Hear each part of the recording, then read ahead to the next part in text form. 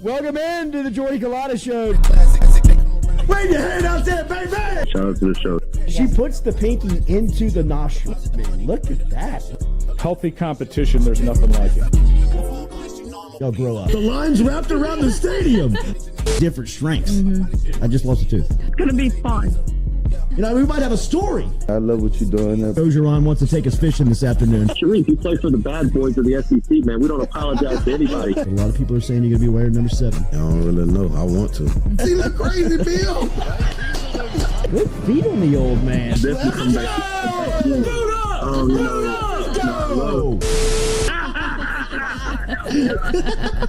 We'll be right back with the Jordy Culotta Show.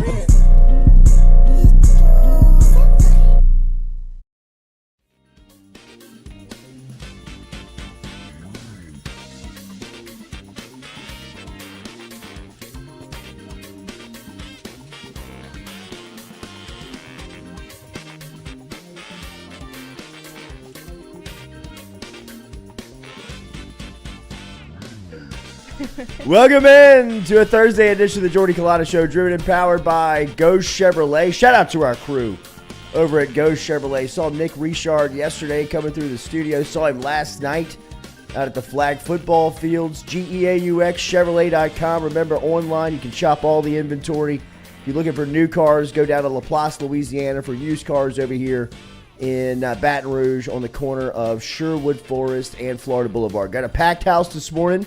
Everybody is here. The carpool queen is here. Hey. Lloyd is here. Stewie is here. Whoa, Stewie. Whoa, how'd that happen, bro? Yeah, might have to reset. It's some magic. You gotta reset. What was that? Because we unplugged it from the WAFB. That's awesome, dude. How'd you make that happen? Houdini over here. And we got the coach, Kyle Caskey, is going to be in here a little early this morning as he is breaking down some film. Really looking forward to this. This is kind of a new edition, kind of venturing out here into uncharted waters here on the Jordy Culotta Show, as we'll have some film that Coach Caskey is bringing in of the Mississippi State offense, and we'll get an in-depth look at Mike Leach's air raid attack that is featuring a run game this Saturday as they come in 2-0 after wins over Memphis and Arizona. Coach Kyle Caskey, who we introduced to you earlier this week, a longtime NFL and college assistant coach, is out here in Baton Rouge as he's got some consultant work that he's doing down here, looking to get back into coaching. But while he's away from the game, spending some time with his family, he's got some time to come in here and talk football. And we're going to dive into this Mississippi State offense. A lot of people wonder, what is the air raid? We'll have it explained to us coming up here in about 20 minutes from Kyle Caskey here on the Jordy Culotta Show. So make sure you hit that like button, share button, comment button. We'll also talk to Ronnie Rance. Rance will be through here at 8:30 this morning. Rance, of course, in the Louisiana Sports Hall of Fame, announced a very impressive class yesterday that included Paul Maneri, and it also included Wendell Davis. And Davis is a former LSU wide receiver, 2-time All-American, and still, which is kind of crazy to say out loud after all of the names that have come through LSU's program from a wide receiver standpoint, still the completions leader in the program's history.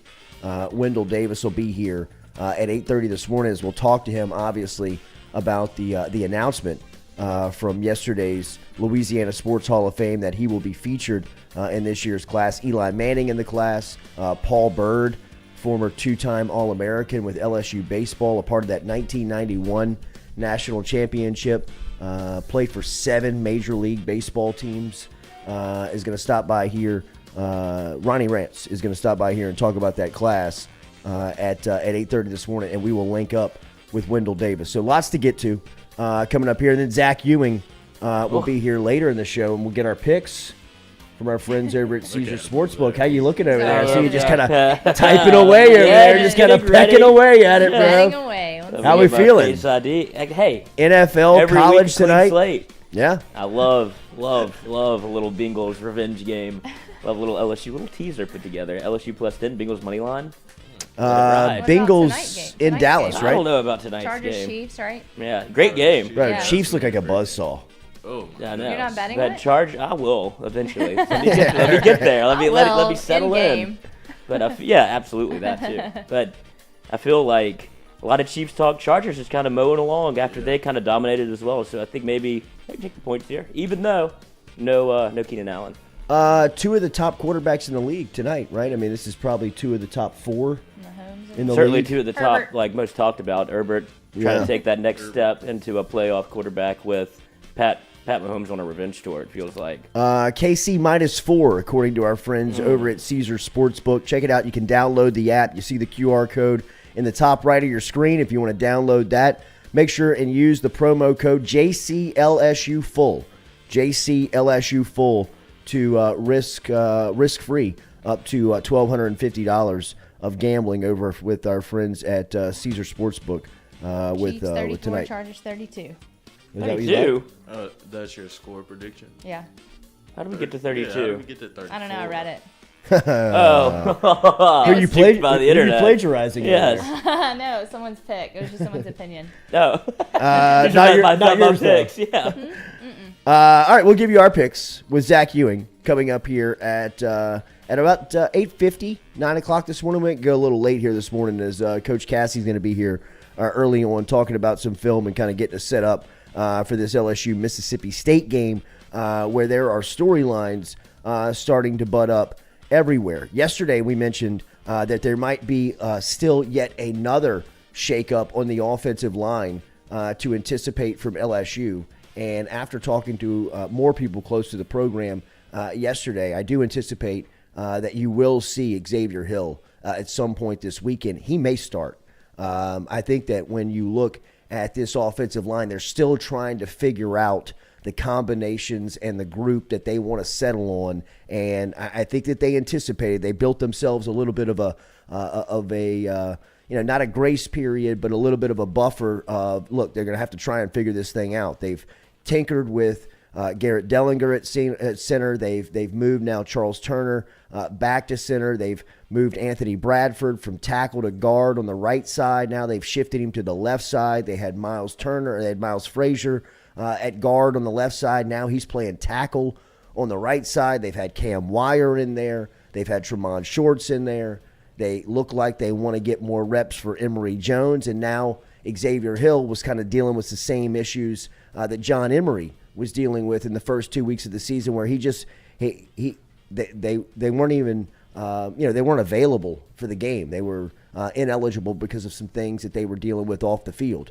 But now both those guys, including John Emery and offensive lineman Xavier Hill, amongst some other guys, are eligible. And a lot of the spotlight and a lot of the attention is going to go to John Emery, but there are other guys that are going to make a return that could make an impact as quick as Saturday, and as quick as Saturday on the opening drive. And I think that Xavier Hill is one of those guys that has really made a impression early on to Brad Davis and really had a nice a nice spring, had a really good summer. And, he was kind of suffering from some sins before Brian Kelly had got there in the first 2 weeks of the season, where he had to, sit out, and now he's back. And I think, very similarly that we talked about with John Emery, where, hey, look, Emery's got no more excuses. He's almost run out of time, right, where he's almost, now he's got just 3 months left to take care of this thing. That people have kind of been waiting on for year after year after year for him to get his chance and take advantage of it. Now this is it for Emery. He's got to make the most of this opportunity. The same could be said for Xavier Hill. Like you've talked about him a lot and his versatility.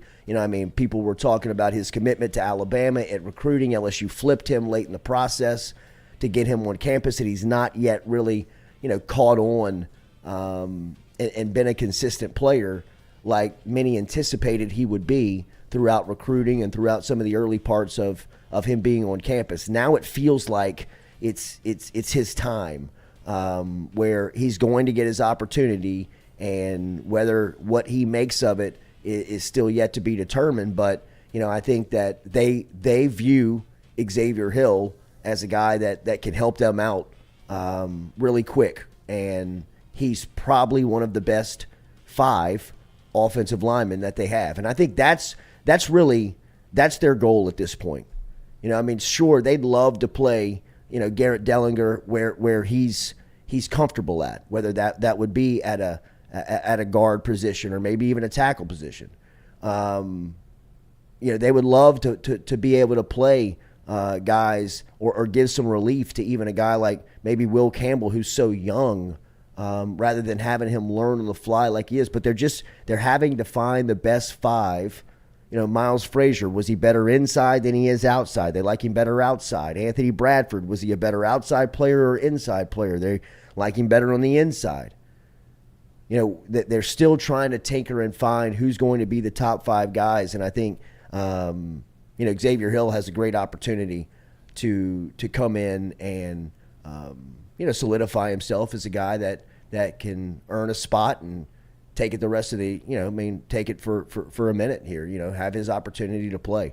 It's going to be interesting to see how this offensive line kind of shakes out. And we'll get an in-depth look at Mississippi State and their offensive line, right?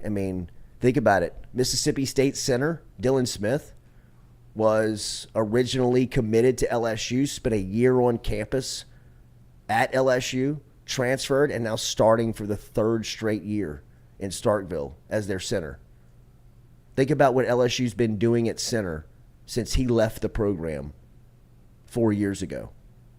They had a Harvard transfer for 2 of those, taking snaps, and here they are still trying to find a solution at, who's going to be the guy that they can trust at that position. Meanwhile, your opponent's coming in with a guy that was committed and at your program for a year, starting him for the 3rd straight season. That's the type of stability that Brad Davis is trying to bring to LSU's offensive line. And for as much as we've talked about Will Campbell and as much as we've probably talked about Emory Jones as the 2 freshmen in this class that have made some pretty good impacts, I've been pretty impressed with Fitzgerald West.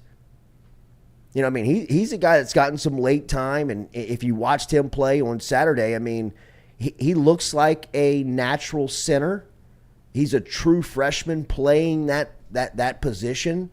So you're getting him very early reps where, he can develop that skill set and develop. You could see Garrett Dellinger kind of freaking out there. And if you talk to Garrett Dellinger, he's a real heady dude.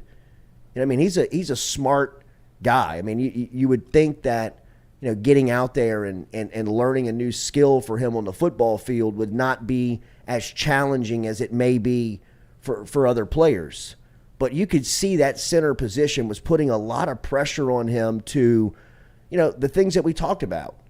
Call out the blocking responsibilities. Call out the strong side of the defense. Identify the Mike linebacker. Whatever it is, now he's got to stand over the ball, make sure that, he's lined up and sees where his pressure's coming from, snap the football, and then get his hands up and protect himself. There's just it's a different position in the sport if you've never done it. Is he going to stay at center? No, they've got him at guard now, and he's there. He's at guard now. That's where he needs to be. And Charles Turner is he's a natural center, and as Coach Caskey said early in the season, a real smart player. In fact, Brian Kelly kind of alluded to that at one of his last press conferences, and I think he was saying sometimes he's almost too heady. You want him to get out there and just go play rather than overthinking and overanalyzing. But I think that they hope Turner will just stick as the center. That way you can start to find the piece. You know what you got in Campbell. He's your left tackle. Don't worry about that spot. They obviously believe that Miles Frazier is one of their best 5 guys because all of the combinations feature him, right? Whether it's at guard or whether it's at tackle, he's on the field. Dellinger's the same way. So the 3 guys that they're gonna play with are gonna be Dellinger, Campbell, and Frazier. Outside of that, it feels like Bradford's, kind of in a battle that Xavier Hill might step in this weekend and be able to play some snaps at.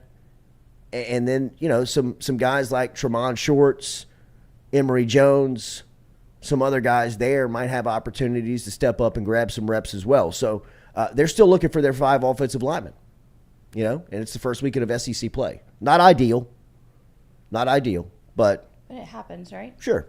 Yeah, and I think that this staff anticipated this because of just the turnover in personnel. And I know we can always go back to it, but if you take yourself back to, I believe it was January 4th at the Texas Bowl in Houston, when you were pulling out of that game, there were a lot of people around the program thinking out loud, how in the hell are we going to field an offensive lineman? And just like, what's the room going to look like in the spring? And credit, Kelly, the staff, and everyone for, diving into the transfer portal and closing on guys like, Bo Bordelon and Will Campbell and Emory Jones and Fitzgerald West, and bringing in a good rookie class, and, transfers like Tremont Shorts and Miles Frazier that have come in and added some stability to it. And you still had some guys returning like Bradford and Johnson and guys like that. But, it's still a room that you look at and you're waiting on guys to take advantage of their opportunity. And Xavier Hill's going to have an opportunity on Saturday, it feels like, to play. So we'll dive into this Mississippi State stuff, and looking forward to this as we're trying something new, man. We're going to bring some video to life here on the show, and we'll actually have like telestrating capabilities where it'll be like the Manning cast. It kind of will. Where coaches, it's definitely a different flow of what we do. We're kind of like a conversation tone, but this will be much more of kind of a film dive in to who Mississippi State is, what the air raid offense is, how effective this run game is that Mike Leach is coming in with. Is a little abnormal for him. But looking forward to talking all of this with Coach Kyle Caskey next. And remember, daily, our show is brought to you by Barker Brothers Plumbing and Works. Barker Brothers Plumbing and Works. Look them up. You can't do it online, and you can't find them on social media because they don't have any of it. You got to call them directly. Their number's 225-776-2431. Mention the Jordy Culotta Show, and you'll save yourself 15%. They specialize in all works of plumbing, industrial, commercial, residential. They got experienced carpenters and plumbers on staff, so they can help you out with your next industrial or residential remodel. Let them help you today. They got a couple of trucks in East Baton Rouge Parish. They originate over in West Baton Rouge and Plaquemine. They've been there for a long time. Got a great name, great reputation. They're great friends of ours. Give them a call. Barker Brothers Plumbing and Works, 225-776-2431. 225-776-2431. Mention the show and save 15%. Barker Brothers Plumbing and Works, number one and a number two business. Kyle Caskey, former LSU, college, NFL, offensive line, offensive assistant coach, coming up here next as we'll break down film of Mississippi State right here on the Jordy Culotta Show, driven and powered by Go Chevrolet.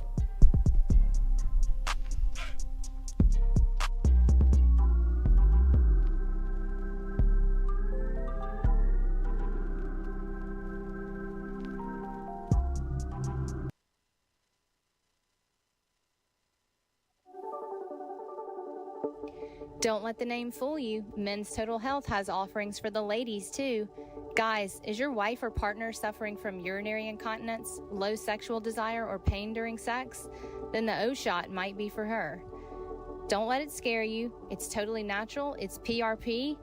And Mike Roach and the crew at Men's Total Health will make you as comfortable as you can be. Contact me for more information, Katie at JordyCulottaShow.com, and I'm happy to tell you everything that Men's Total Health has to offer for the ladies.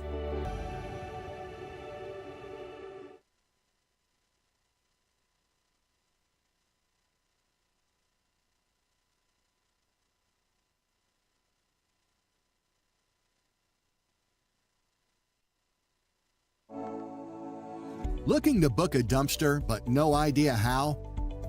We've made it quick and easy for you. Check out our website at moralesrolloffs.com.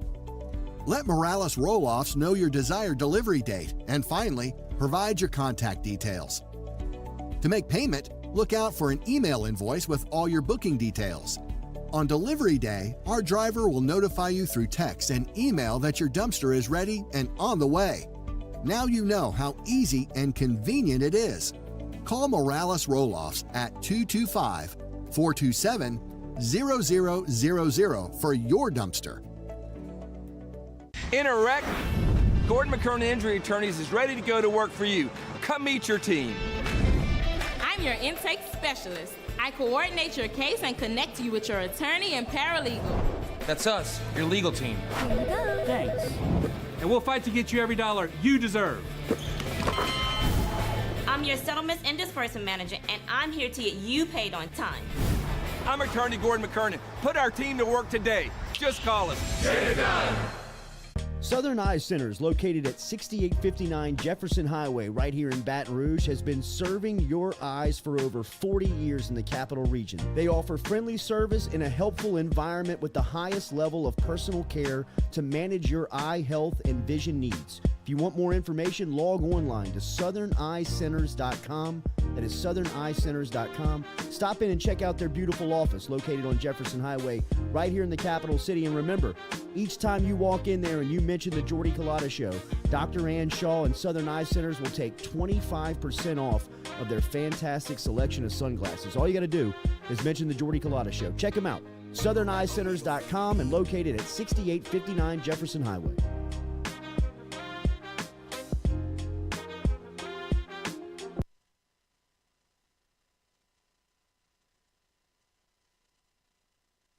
Do you suffer from chronic dehydration? Are you looking to improve your athletic performance and you need to get over and see our friends over at GoFlow IV? They're located on Jefferson Highway.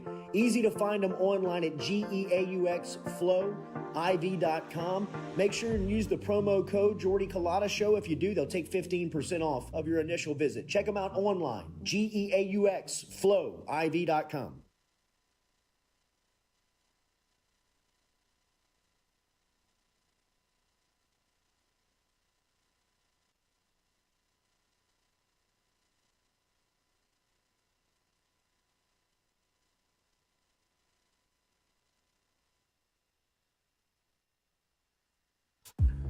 We love the crew over at Fresh Chef Kitchen. Chef Shane and his crew dropping off the meals every Monday here to FM Digital Media, whether it's breakfast, lunch, dinner. Me or the crew's going through our meals over at Fresh Chef Kitchen. Their weekly pre-order, freshly made meals, or you can walk into the cooler over there on Airline Highway. They have that fresh, same service over there at Fresh Chef Eats. FreshChefEats.com is where you can find them online.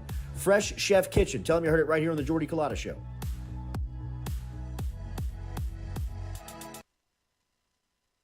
I was embarrassed about my smile. Are you unhappy at yours? Do you not smile back at yourself? I called my friend, Dr. Spillers, over at Johnson Spillers. He fixed my smile, and now everywhere I go, people are complimenting it after the work that Dr. Spillers and the staff did to my mouth. They can do it to yours. Get in touch with them. JohnsonSpillers.com. 2 locations, one in Gonzales, one in Baton Rouge. Easy to find them, JohnsonSpillers.com.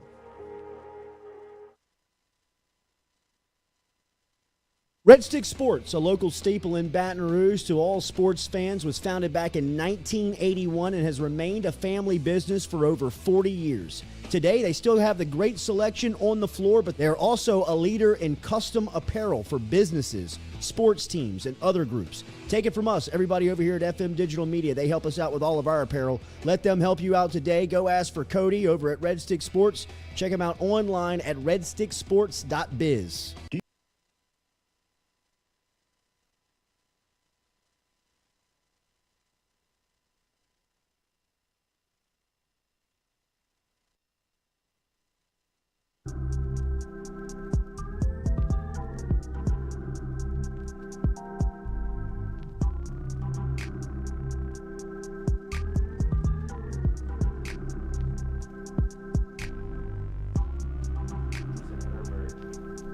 All right, welcome back here. Jordy Culotta Show, driven and powered by Go Chevrolet. Thursday night football for you tonight. NFL action. Chargers and Chiefs, 2 of the top quarterbacks in the world, squaring off against each other. And Justin Herbert in Los Angeles traveling in to KC as they will be at Arrowhead tonight, taking on the Chiefs. Chiefs giving up 4 here early on, according to our friends over at Caesar Sportsbook. Remember, download the app. Use the promo code JCLSUFull to get up to $1,250 risk-free betting numbers from our friends over at Caesar Sportsbook. The line is 4.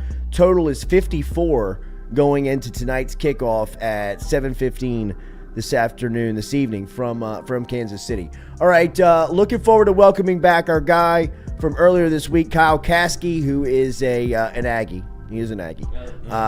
So we will let him slide here because he's been a lot of places since he left the cult of College Station. One that got out. And a lot of, he's made it out. He has been on a lot of NFL sidelines, including for the Jaguars, the Bengals, and the Lions. He's also been a consultant on LSU staff and been inside their offensive line room and brings just tremendous knowledge to the show. And one thing that we want to experiment with is diving into a little bit of film, and we're going to call it Caskey's Clicker, as he's going to jump in and look a little bit at Mississippi State this opening round of diving into video, Coach, as we'll look at some of the Saints stuff maybe further on down the line, and on another day we'll dive into some LSU film hopefully at some point throughout this series, but really looking forward to just kind of diving in and getting an explanation, a little football 101 for some of our listeners and really for some of us here on the set. Not just the obvious one. Hey. I'm talking about me. Yes. Welcome back, Coach. Good to see you. Yeah, great to be here. And again, it's the being able to talk football as a coach. I think you've mentioned it before. We kind of don't know when to shut up sometimes. I could go all morning talking about this, but it's fun because I haven't been in a room with my guys this year, so I'll treat you guys as you guys are my players now. Nice, so, nice. Put Lloyd on donuts. Good thing y'all were on time, so nobody's getting fined today, so we're good. We're good with that. Why don't you win a game? So, Coach, what is the air raid? All right. So first off, I got to tell this story because it's just really random.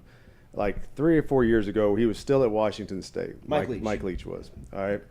I'm at the Combine in Indianapolis, and everybody that's ever been to the Combine as a coach or scout knows that there's a lot of hurry up and wait, and then at night is when everything happens. It's like people go out. That's when everybody starts to get together and stuff. So there's a place called Ike and Jonesy's. All right. It was like an 80s themed place, like Madonna, Like a Virgin's playing, a little bit of Outfield, Your Love, those kind of things. Or Eddie Money, Take Me Home Tonight, those are kind of in the night with that one. Adult club. Yeah, so so I go in there, I'm sitting at the bar, I'm waiting for some friends to show up, and I just happen to look next to me, and there's Mike Leach sitting there. So of course, by himself. Yeah, he was by himself. He had his play sheet, a cocktail napkin. So I sit there and I wait a second, I don't want to be that guy, but I said, hey, Coach, I introduced myself, and I said, hey, I went to A&M, you were at Tech when I was on the team. And he just went in for about an hour on Texas Tech versus A&M and the games that they should have won. They should have won all of them, by the way, and he just went, just like y'all were going in on me, he was just getting after me for like an hour. It was so much fun. Stared straight ahead. Oh, it was so much fun, though, because he talks. He's such a animated, kind of quirky dude. Yeah, right. But anyway, that was a little story. I just thought that was. What's the feeling of him within the coaching fraternity? Like his scheme, though, just his football. I know his personality is phenomenal. I mean, like there should be books and movies on the Pirate, but just his scheme. The scheme was okay. So the air raid has a few things. I mean, it's very, very simple. All right, you have maybe 3 formations. All right, you have a 2x2 formation. You have a 3x1 formation. Okay, when you say 2x2, break it down. Okay, so 2x2 is going to have 2 receiving threats on each side of the line with a back and a backfield.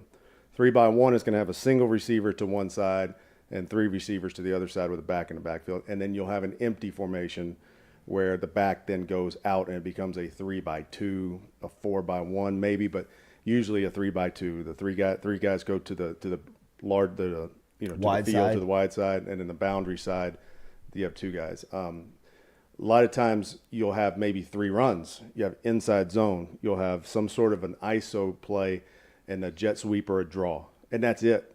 And these are numbered plays, so like they'll yell the formation or they'll hold those cards up, and they know that based on what card is up, that's the formation.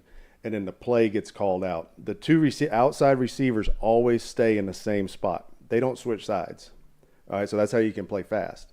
So with those guys staying on the outside, you got your two better receivers or tight ends or whoever you got on the team at the time. Those are your two inside guys. So they can go inside and they can move around. So they can go to the 3 by one side and be the two inside guys over there.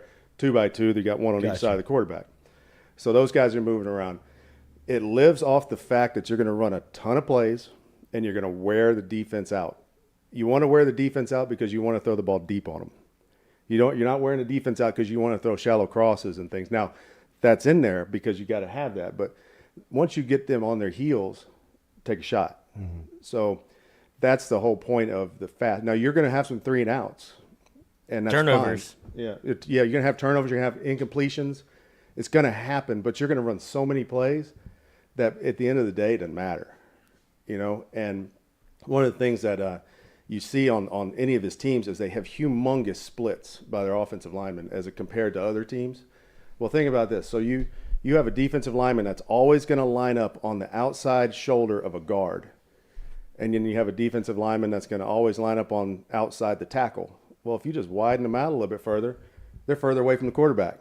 And the quarterback right now knows with the speed that they're going, defenses aren't going to pressure as much or blitz. They're not going to bring as many crazy looks to them. They're going to play very vanilla because they have to get set up fast. Because if you're on the line running a play, the defense has got to call a play in. Uh-huh. And a lot of times when you call an exotic blitz and you've got 6 guys blitzing, that takes time for those guys to have to talk it through. So there's not that time. So you get a lot more vanilla look. That's why in the NFL, if you ever see a team decide to go up tempo in the middle of the first quarter or something, go watch the defense. The defense goes straight vanilla because they're, okay, we're going to just get set. We're going to play ball. Get the best out of every play. Yeah. And really as a guy who was in charge of the blitz pickup for 7 years of my career, if we ran that scheme, it would make it a lot easier. And one of the things I want to get into when we have the film up here in just a second is you have basic concepts. You have 4 verticals, you have a mesh concept, and then you have a what I'm going to call a sail concept. And I'll explain to you why it's called a sail, because when you draw it out and you draw a line back down it, it looks like a sailboat. You ready? Yeah, I'm ready to go. So let's jump into it. The last thing I'd say too is screens. So you have your 3 runs, you have your 4 or 5 concepts, and then you have a receiver screen and you have a halfback screen. All right, those are runs. Those are considered in his mind. Any kind of screen is a run. So anything that's thrown around the line of scrimmage. Correct. That falls, instead of saying, we're going to have this huge run package, we're going to add some screens into this thing, and that's going to be part of our system for that day.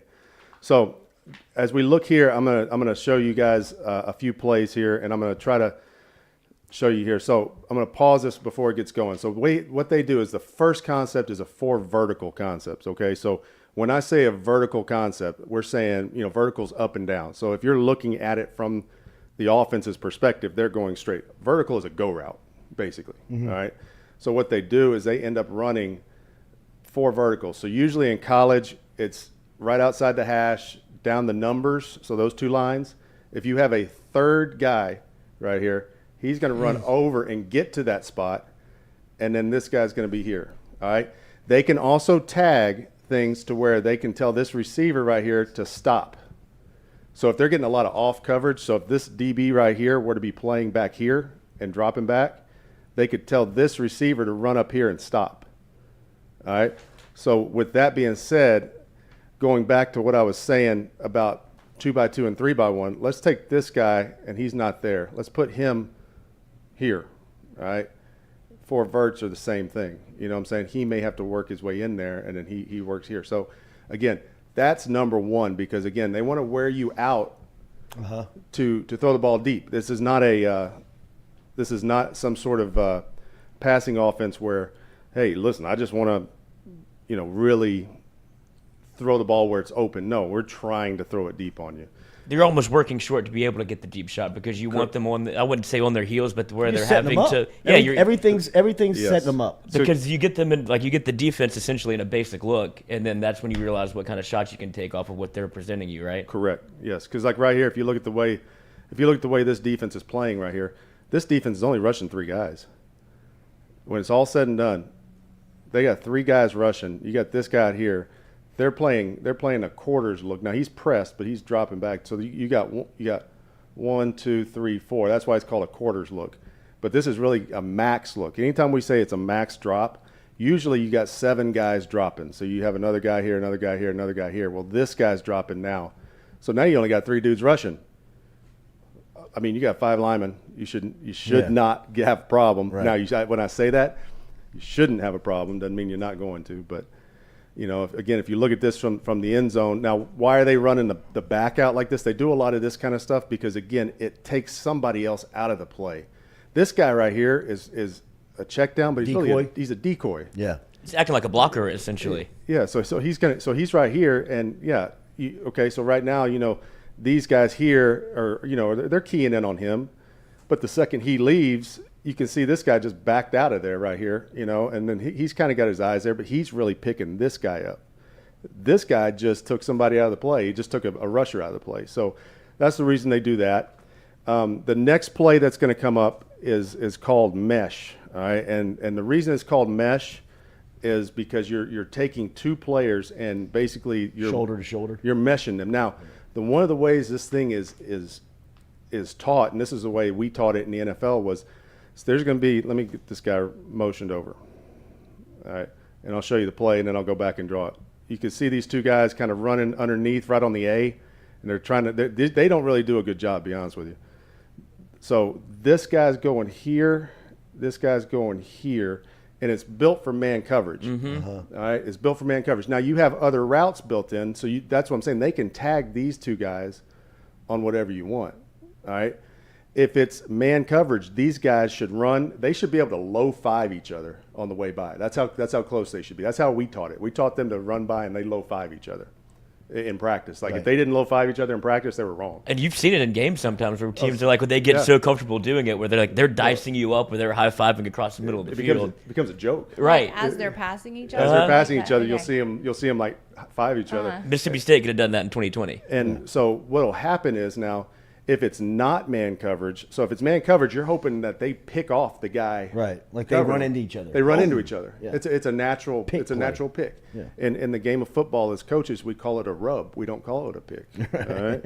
So just you got to know what to say. It's a rub route, not a pick route. It's a rub play. All right. So picking him. Coach, he picked him. It's a rub. They just rubbed. Yeah. Rubbing racing. So there's one thing that's supposed to happen if it's not man coverage. So if they run over there and they know, okay, it's not man coverage, it's zone, so there's guys dropping to different zones or whatever the case is. These guys are all dropping to these zones here, and these guys are here. They should stop. Don't keep running. You stop over where the ghost tight end would have been. So they don't have a tight end in their offense. So there's a spot where the tight end would be, and that's where they're supposed to stop. So this guy should run over here and stop there. This guy should run over here and stop here.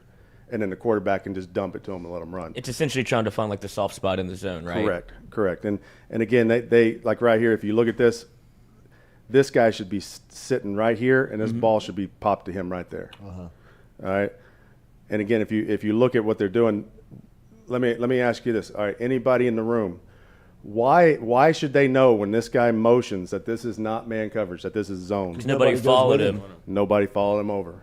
And that's why they're doing that, right? They want to see you go from 2x2 to 3x1, and you want to see coverage. Exactly. You're identifying the coverage, but it's also this is a man zone read for the quarterback. So the quarterback is using that too. The receiver should use that. The receiver should look. Nobody's running with me. So now I know to sit. I'm going to sit. I'm still going to run my route like I would have, but I'm still going to sit. So that's a mesh. I'm going to show you. I got a couple of these. Actually, I got three meshes. So and they're all a little bit different. Now, if you watch this one.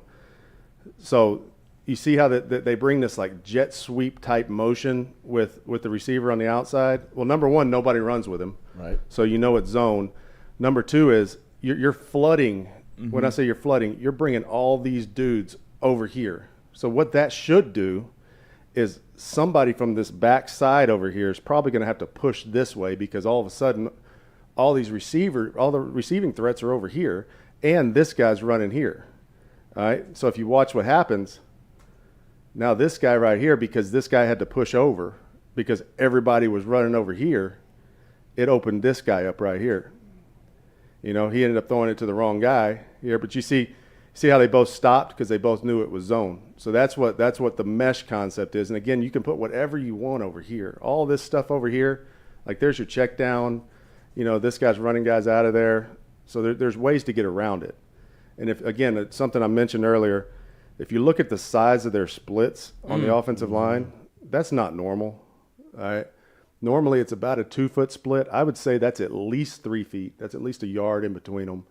And why does the defenders line up in those gaps?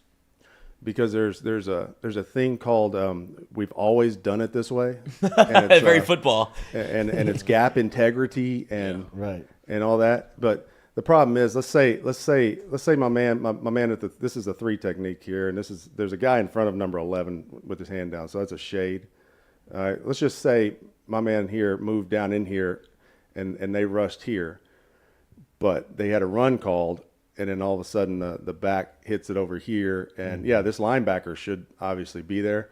But you're opening up a lot of holes, especially with it being that big of a split. So you just can't – I mean, it's one of those things. There is a gap integrity thing to that, which when I say gap integrity, I'm saying that, these guys are running a twist game up here. But, like, he has that gap. So if anything goes in that gap, he's stunting into that gap. He's got that gap. So everybody's got a gap. Now, in the NFL, I'll tell you this much. College almost too. Gap integrity and gap sound is not a thing anymore. I mean, there's defensive coordinators that are just doing whatever they want to do, and they're not worried. If they beat us on a run, they beat us on a run.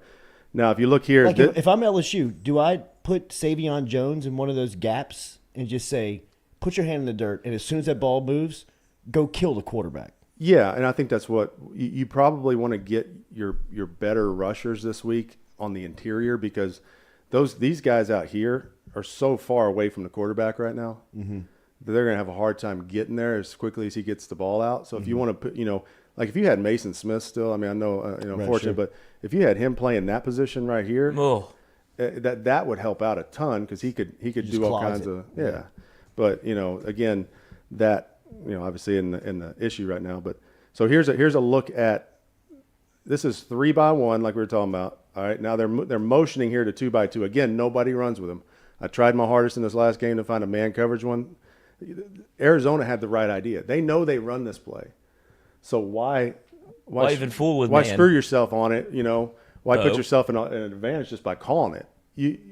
That's why I tell people all the time. They're like, a coach wants to put a certain protection in. That's not good this week. Yeah. I mean, we can coach it, we can get ready, but you're taking a chance. Why not just take it out? Don't even run it. Don't even run that protection this week. Or a defense, like don't run a lot of man this week. But this is what we do. It's just yeah, that's how coaches are hard headed, and they're like, well, this is it's a staple of our defense. It's like you kind of have to be malleable with what the offense is doing. At some point, there's give and take. So when they get to 2-by-2 here, again, here's 85 now. What's at 85 is Austin Williams. All right, the kid had 2 touchdowns in this game. The other kid, I believe he's number 4, there's another receiver in there, but those are 2 inside guys. So he goes in motion.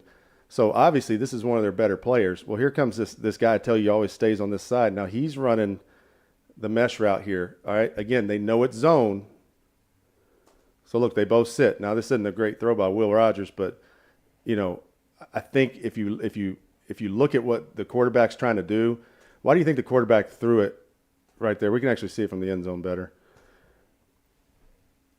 So as this guy's running across and he sits, why do you think the quarterback threw it where he threw it? He's throwing him away from the linebacker. Exactly. This guy over here is already – this guy's taken out. He's covering that other receiver. You're not trying to get your dude killed, all right? there's a thing we always told in Cincinnati. They had a really good children's hospital, so we used to tell them, you're getting yourself sent to children's hospital. Or you're going to Christ body Hospital, bag ball. Or, we always came up with you're going to Ochsner here in town or whatever. You know what I'm saying? You'll be at Our Lady on the Lake, but you just better watch yourself. So but that's why he's doing that. So when you see this looks a little goofy, but I mean I think he could have put it on him a little better. But again, if you look at what he's doing, I mean look at the protection. Again, count the number of blue shirts that are rushing. 1, 2, 3. It's a great way to neutralize LSU's what you would think is one of their strengths with the defensive line and the pass rush. Yeah. If you can only bring 3, you're not going to be able to get home very often, so you have to stay disciplined on the back end, which is why I think the matchup with Mississippi State is worrisome for some because it almost neutralizes LSU's biggest strength on the defensive side. Yeah. But are you saying that this is really branded towards Mike Leach? Yes. I mean, so then if him you're and breaking him this and Hal down Mummy. and you can understand every play that he's doing, why isn't every other team doing this and winning the game? Because, like we mentioned a minute ago, coaches have philosophies, and a lot of times coaches may not understand this. This is. But you do, and you can sit here and break it down and make I me mean, understand it. I'm good at what he does. I'm good at what I do. There's zero doubt on that one. But no, I've also coached in different schemes too. Yeah. So I've coached in a version of this. I haven't coached in this exact version of Mississippi State, Texas Tech, Washington State kind of stuff. But I have coached in a spread offense, and it again it translates to what I'm seeing here. So I agree. Well, I'll say this. Go watch except for John Curtis, go watch almost every high school, and they're running a style of this offense right now because it's easy. It's easy to put in. You only got to know about 5 or 6 plays, and the run game's easy. You don't have to teach. I've with Jordy's son, I've worked with him over with his team on the offensive line and worked with them, and it's one of those things where certain kids just don't. They got so much going on anyway.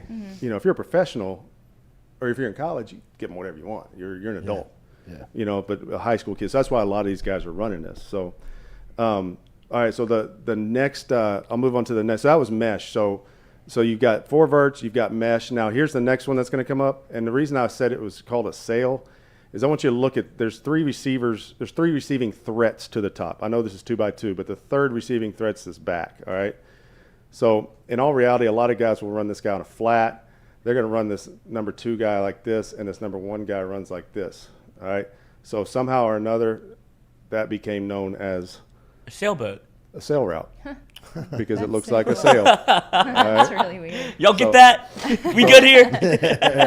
Any questions?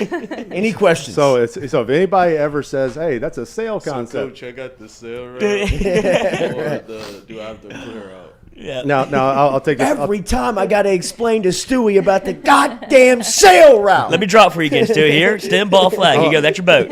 I'm gonna blow your mind on this one too. Now I want you to watch this guy right here. So this guy. So he started here. So he's gonna do this, and he's gonna run this route. What do you think that route is called in general terms? Hook.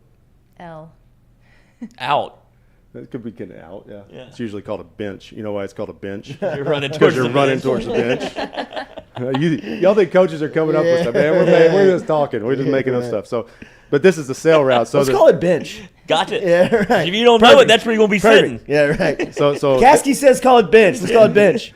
So down here on the bottom, again, they'll tag something down here on the bottom, or there'll be something already built into that week. Okay, we're going to call whatever they're called their sail route over here, or their 3 level. Sometimes you'll hear like Urban Meyer in Jacksonville always said, give me the 3 level, give me the 3 level. He never called it a sail. He said, give me the 3 level, because you got your flat control over here, which whoever this defender is in this area, this guy's running out here to try to keep him there. Now you notice he threw to the back because nobody went there. They all fell back. So they covered this guy that was run deep. He's a clear out guy. Mm-hmm. This guy's just, when I say clearing out, he's taking somebody with him. He's trying to get those guys out of there. He wants to just X those dudes out. This guy that's running this route is hoping that this guy plays up. I know there's a lot of crap going on right there. I'm sorry. like, wait. It's too much red. Yeah, so, this guy right here that's running out here, he's hoping this guy played up and stayed up there. He never dropped back. If this guy right here would have stayed up here, he would have thrown the ball here to this guy that's running here. But since everybody's back here, he threw it underneath. It becomes a de facto run play. Yeah, in all reality. And really, if this guy keeps his feet, and it's a decent throw, he kind of threw it behind him a little bit. But you talk about being able to catch and run, and you got your running back in space. You want that, you know. And so that's the sail concept. And then if you look here, the next play I got is a sail route also, and it's this is one that actually they brought some pressure on, which is kind of interesting to see because you don't see a whole lot of pressure versus these guys. And you can see when I say pressure, I'm saying they're bringing somebody that's not on the line of scrimmage. That's what I consider pressure. So something that would actually have to be thought through by the line and the backs. You know what I mean? That's if it's just the dudes on the line, we can pick that up. We can pick that up. It's good. But anytime somebody else is coming, and then if there's 5 people, usually we would call it a blitz. You know, depending on what it was. You know, pressure sometimes can just be 4, but it's somebody else. Anyway, that's a whole nother teaching segment. Katie's like, oh my God. I am so into this. Like my heart is so full. So if I want you to watch this about Will Rogers. I'm gonna show it from the back. All right, they're running the same concept. Really, 23 gets out really late, but 23's out. There's a guy doing this, and there's a guy doing this over here. Okay, there's sail route that we just talked about. All right, but I want you to watch his eyes. See, you can see how he's actually looking over here first. Something told him with the coverage to look over there first. All right. And then he calmly takes his drop, he shuffles his feet, and he gets his eyes back here. All right, so my point of this is he's not affected by anything. Does that make sense? He's just dropping back, and he's playing ball.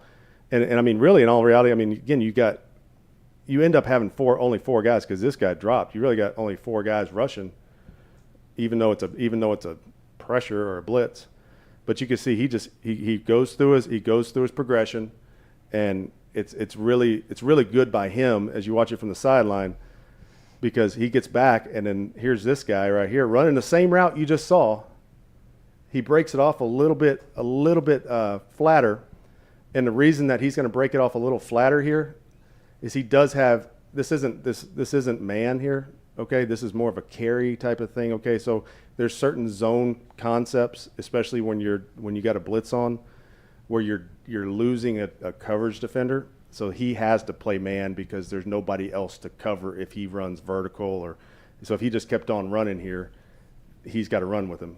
So he knew that, and again, that's a course for another day. But you can see right here, he had enough presence to I'm gonna hang in there and then got the ball to him. And I mean, what was that, a 20-yard gain? Yeah. So, and the reason he's able to get that wide open, I'd imagine, is because they're so worried about the mesh. You run mesh, and then you boom, turn it the other way because he had his numbers with him. And as soon as he puts his foot in the ground, he's lost because he's in man, and he's thinking, well, I'm just going to run with him across the field. But he boom, puts his foot in the ground, runs bench. Correct. 20 yards. And also there's one other. I could not find a good one in here. I think there's one at the very end, but. It's called a mid cross, and it means they're kind of going roughly like 18 to 20 yards deep across the field like this, and that is another one. So he may have thought that they were running that, and on film, who knows how many times they practiced that during the week with Arizona, and so he's running this. So he's like, crap, I gotta either carry him on I gotta carry him on the mesh route, or I gotta carry him here, and then all of a sudden and he comes out of it, So. That's a big deal. We also look at that. I know in the NFL, there's a lot of carried coverage, kind of man type seam coverages where they run those anything in between the numbers and the hash in the NFL. There's a lot of kind of one-on-one coverages in there, even in zones, just to protect that area. And we get a lot of that, and we'll run some of those things like that too. So now I mentioned earlier. Your run game, but here's a screen. Yeah. All right, all this is a long handoff. Mm-hmm. All right, just pretend Will Rogers has 30-yard long arm. Go gadget arms. All he's doing is handing that ball off to number 4, and they're getting block, and then you're running away from all these dudes. So you'll hear. I even heard this on your son's team the other day when I was out there. the guy caught a screen, and then he decided to run inside. Easy over there. Easy. I got St. Aloysius and St. George parents listening, for God's sakes. I'm not trying to give my ace away just yet. So go ahead. My bad. Go ahead. So anyway, but point being is why Our Lady I'm of going Mercy tape? to ask you this. Why would you want to run outside right now? I don't know. It's a simple answer. It's just like the bench route. I mean, it's a simple Just answer. away from the clutter. You see all these That's dudes it? right here? See all these Yeah. dudes? The bad guys are They're inside. all running from over here, and they're not blocked. Oh. All right? Okay. That's why we're getting it out here. We're getting it out here to block this guy on his outside shoulder, block this guy on his outside shoulder, and get this guy to run, get around him, and then have to take him on by himself. Is this a bench route or is this something? No, I different? was just saying it's as easy as a bench. screen. It's Okay. as easy as an explanation. This is, But so this the is- whole concept, it seems like, for Leach is to get people one-on-one. Exactly. And it's to get people in space and create the one-on-one matchups, or, again, hit you deep at some point. Now, what they'll end up doing off of this one, which is pretty cool, I didn't see it in this game, but this guy will step back like this, like they just threw it to him. He'll come over here like he's blocking. He'll come over here like he's blocking. And they'll then send one they'll deep. take off. Yeah. Yeah. So, and then these two guys are flying up here, and there's guys wide open. And that was So it's a lot of fake outs. there are a lot of But fake everything's setting you up. Yeah. He's setting up for You're something keeping you else. thinking. Yeah. You know, like last time he did this, I had to be here. Everything's And built then you- off and then you of jump something that, else. He's got something else that's hitting you over the back. And then one other thing you can look at here, and again, I'm not exactly sure because I haven't studied them enough, but this was probably a run call with a screen over there tagged to those receivers. Because if you watch everybody up front, Run blocking. they're run blocking. That runner is going through the mesh with the quarterback. Quarterback just stepped back and said, "You know what? I got numbers out here. I got my dudes out here, and shoot, we got guys. You know, actually he'd be here. I'm throwing it out here. I'm not going to run into all these dudes." They could have got good yardage on the run play too. Oh, no doubt. As a running back coach, I'm going to tell you the one thing I had to do is I had to console my running backs every Monday morning because the quarterback would throw some, quick 6-7 thing or yard something, screen. That's my carry. That's my money. And he's like, I mean, there's a massive hole. And then of course, the quarterback's like, well, there's only that hole there because I threw it outside. This is fun. So, But when you get to what LSU has, I guess when you look at the Florida State game and where they were kind of deficient was on third down, what do you think that they're going to see or defensively that they prepare, or Mississippi State's going to do on offense on third down, third medium that they have to prepare for? Because a lot of the times that they got hit was over the middle of the field. yeah, I mean, it probably the mesh routes. Yeah. I would say the mesh routes are kind of a big deal when it comes to third downs because a lot of teams want to play man on that. Now, if you look here, like this next play is a 3rd and 1, and look at what they do here. So this is what we would call yo-yo. I have no idea why. This originated kind of with Green Bay and Aaron Rodgers, and anytime this is probably another run on 3rd and 1. So they're running the run play here. All right, but what they're going to do is they signal something out here. They call it to the 3 guys over here. All right, and what'll happen is you see how far this guy's off and how far this guy's off. And then this guy right here is just he's locked. He's really locked on this guy. And we just need one. So what they're going to do, he knows he has man coverage right here. So he's actually just going to the best block versus a man coverage defender as a receiver is to run him off. Yeah. Because what's a Turns man, his back on him. Watch this guy. See how he turns his back down Yeah. there. He turns his back. He's not looking at what's going on. Right. Run him off. Yeah. I've seen guys running down the field, and guys are chasing them, and the ball is running Yeah. right behind them. Remember Brad Wing's fake punt against Florida? Right. That's exactly what they're doing. They're running down on kick to go. Yeah. He's running, and Brad Wing's just running right behind him. So what they're doing here is they're taking this number 3 guys. So you got 1, 2, 3. You always count from the outside in. So if you ever hear somebody say the number 1 receiver, unless they're talking like, Jamar Chase. This guy's my number Right. 1. No, if they're actually talking in the formation, the number 1 receiver on the left there. It's the outermost They're saying guy. the outermost. All right, and they work their way in. All right. So one's going to run him off or basically block him. So he's done. He's going to come here. He's going to block his outside shoulder again. When I say outside shoulder, I mean towards the sideline. He's going to turn and run right down the line of scrimmage. Usually in college, you want to try to throw this thing on the line of scrimmage or behind because you can block however far you can block downfield. Right. In the NFL, you can't block until the ball is thrown. So really, I think it's technically till it's caught, but it Take some liberties there. flurries. yeah. So, but point being is like this guy's just going to go block this dude. This guy's going to run here. This is 3rd and 1. All right. Now, this drives me nuts. Okay. So the ball is on the 44-yard line. They got to get to the 45. All right. Watch him catch this ball, and it's 3rd and 1. Bro, go. Get upfield. Go. Get upfield. Just get the first down. Don't worry. Yeah, this guy's probably going to tackle this. That's fine. All right. But look, I mean, Waste on the tackle. But they get 7 yards. They get 7 yards on a dink and dunk play like that on 3rd and 1. And that's what this is. That was a run play. That you would take 7 yards on a run play all day, right? Wouldn't y'all take 7 yards? If you hand the ball off, take 7 yards all day. So again, that's the screens.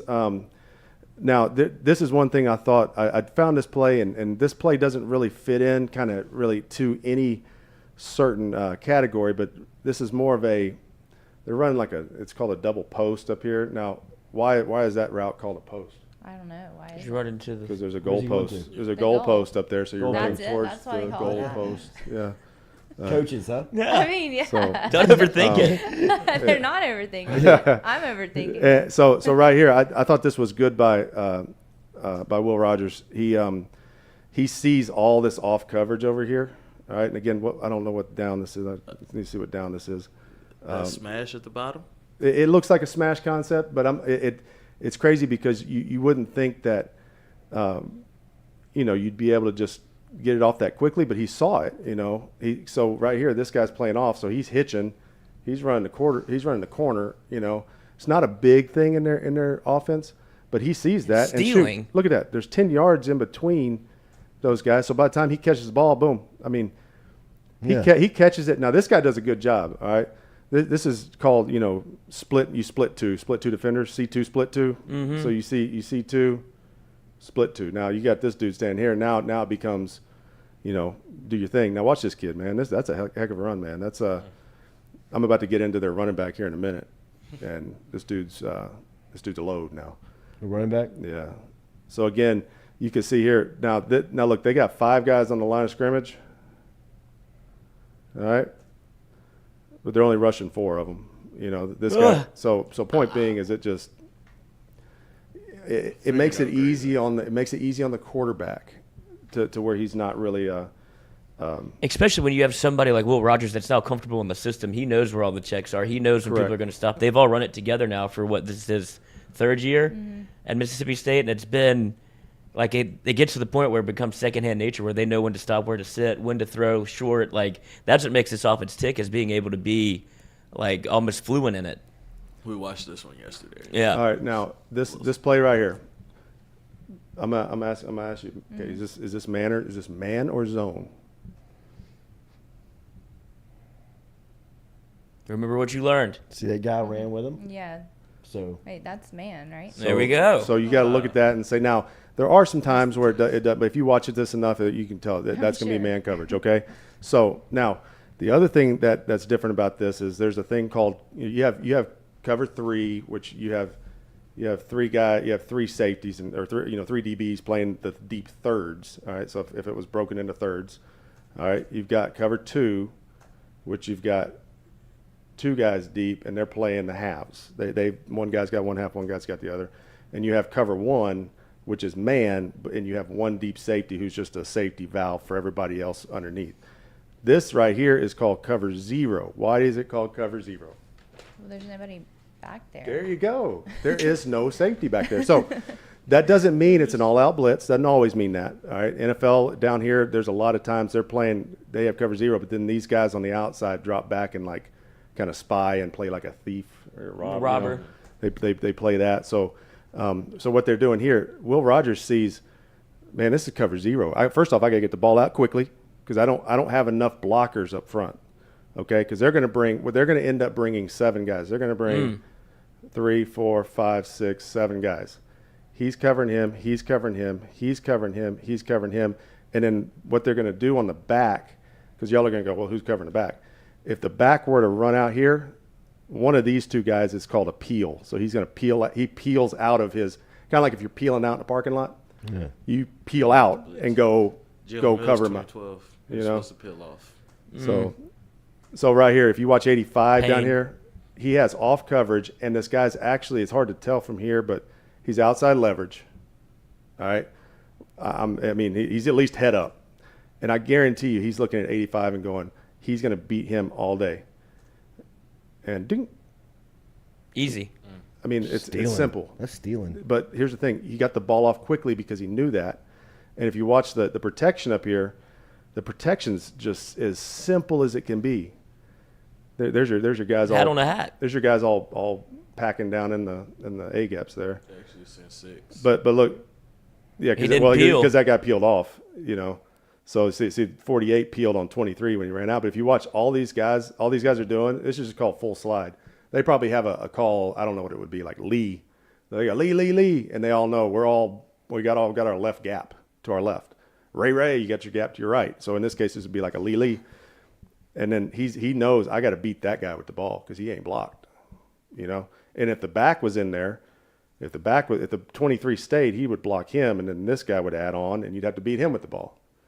All right. So that's what when we say beat him with the ball, quarterback's blocking him with the throw. He gets the ball out quickly to get rid of the ball. So going to the next look, and again, I'm a couple of these are redundant kind of when you look at the coverage. But again, here's another cover 0 type look. All right. And again, they're bringing 6. There's 2, 4, 6. Those 6 end up coming. This guy has the back. All right. He's here. All right, now watch what they do here. This again is called a rub route. This is not a pick route. All right. So here's what you teach. Here's what you teach these inside guys, and like this guy right here, he knows right now I'm probably not getting the ball. Right. My job is to basically run my route through these guys. I'm going to run my route through these guys. So we got to switch that. All right. Now, is it a penalty if he blocks them? Yes. Okay, but what he's doing is he's running a route. He never actually uses his hands to block or anything like that. He's got to keep running. He's got to make it look like he's running a route. So that's what they do here. And then he just kind of hesitates, and then bam, he runs underneath. See how he kind of 85 just kind of like he just kind of casually comes off the ball, and then he sees, okay, he got him. Boom. So just like it's essentially a clear out.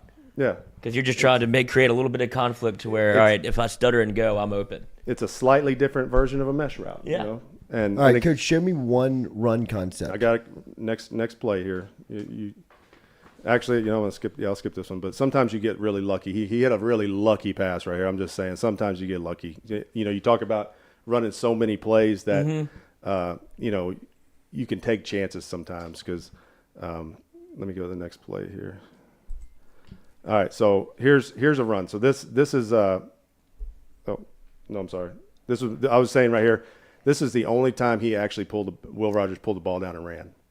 And he could do that so much more often, right? Like that's where Burrow kind of, I know it wasn't the air raid, but that's where Burrow kind of made his hay some games whenever he saw so many different exotic looks. He's like, they're not accounting for one person, it's me. So he saw right here how deep everybody was falling out of there. Let me take off. And he's like, if you look up here, it's second down, but it's second and like 5 up here, second and 4, and he's just like, screw this. Now watch. That's a true throwing quarterback. Yep. Where's the sideline? I'm getting out of bounds. I'm not making a true move. Throwing quarterback. Right but there. I'm sure as a coach you love that. Yeah, well, depending on the situation, in the NFL, when your quarterback makes $20 million, yes, absolutely love it. All right, I got 2 runs here. All right, the first one, this is just your normal, what you would call one back power. Now it's a little bit different because they don't have an inline tight end. They don't have any extra help out here.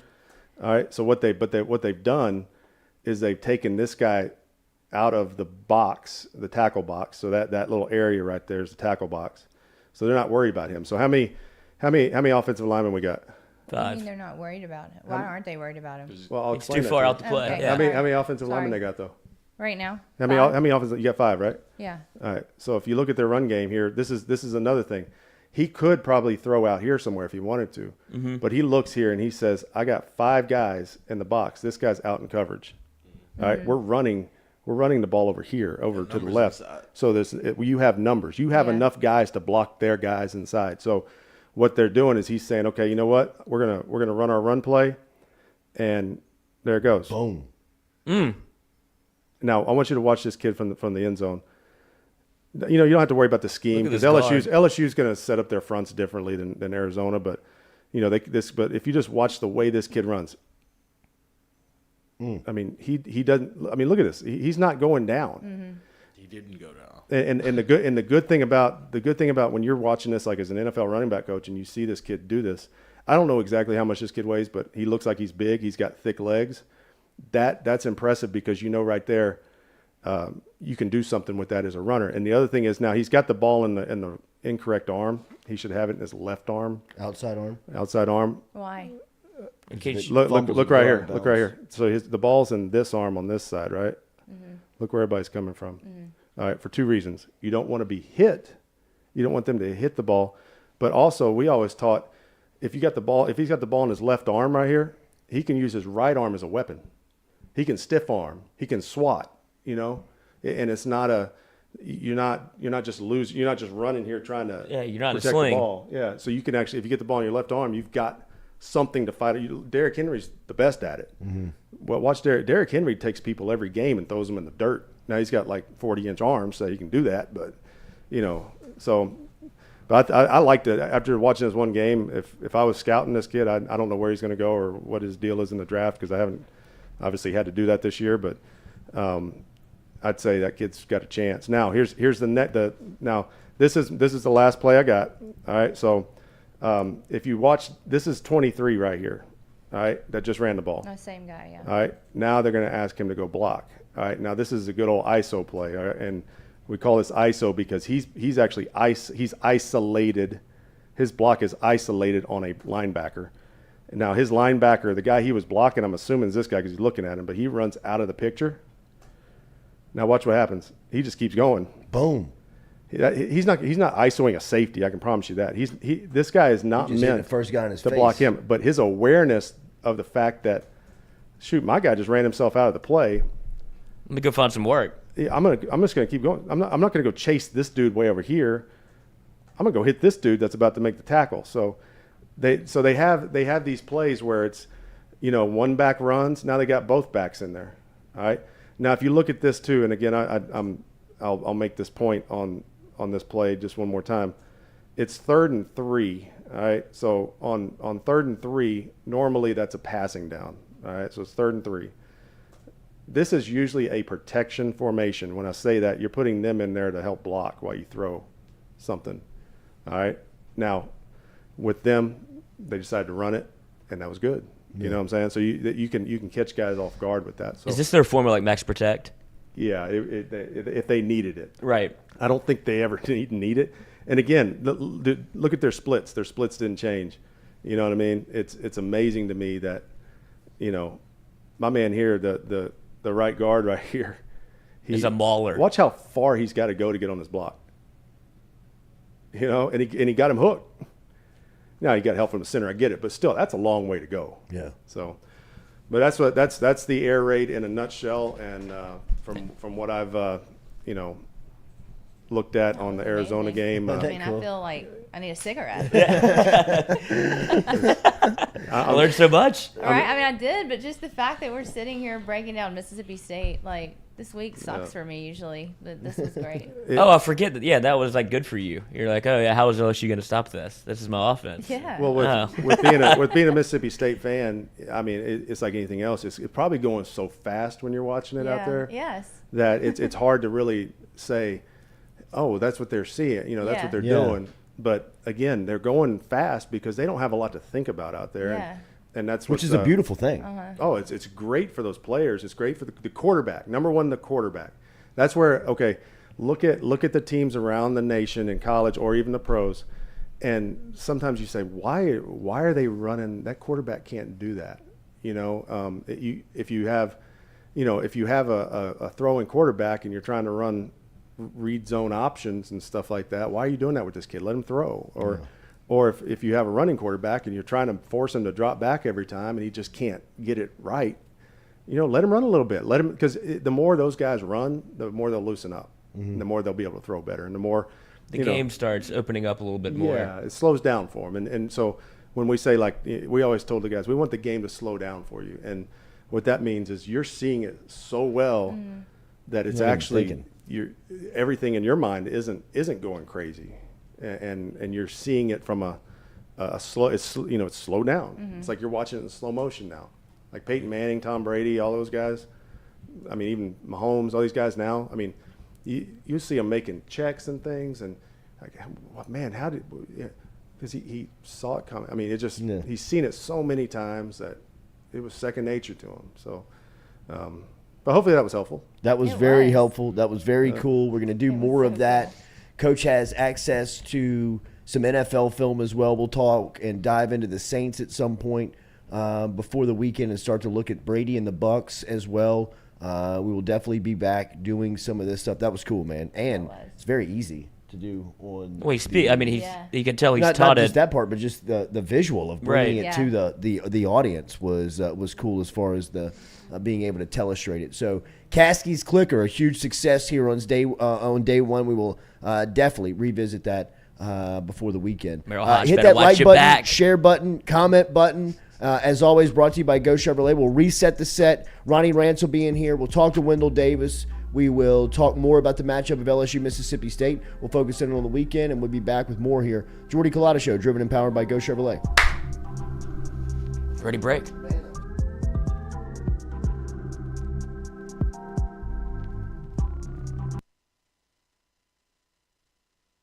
We're all from different places and backgrounds. We've each experienced our own versions of life, but in the end, we're all on the same team. I'm part of that team, along with these players in purple and gold. Kayshawn Buddha, Malik Neighbors, Miles Frazier, Kyron Lacey, Greg Brooks. Whether on the field or in the courtroom, your team matters. So join our team. Make a difference. Bet. Let's get it done. Best athlete to come out of New Iberia, Mark Roman? Kayshawn Buddha. Kayshawn? Wow. Right now, Kayshawn, and Mark was a little bit before me. I was a ball boy when Mark was playing at New Iberia Senior High School. I played like right after Mark, but Kayshawn just has done some things, and just the things that you guys are seeing Kayshawn do, that he's not even scratching the surface of what we saw on a day-to-day basis at practice. And he's unreal. He's unreal. He's so natural. It's so so easy. It looks so easy to him. Yes, it's so easy, and there's never been another a competitor I've ever seen like Kayshawn. Kayshawn would not lose going to eat pregame meal. He has to be the first. He is the ultimate competitor. He would not lose. So trust me, he will be ready.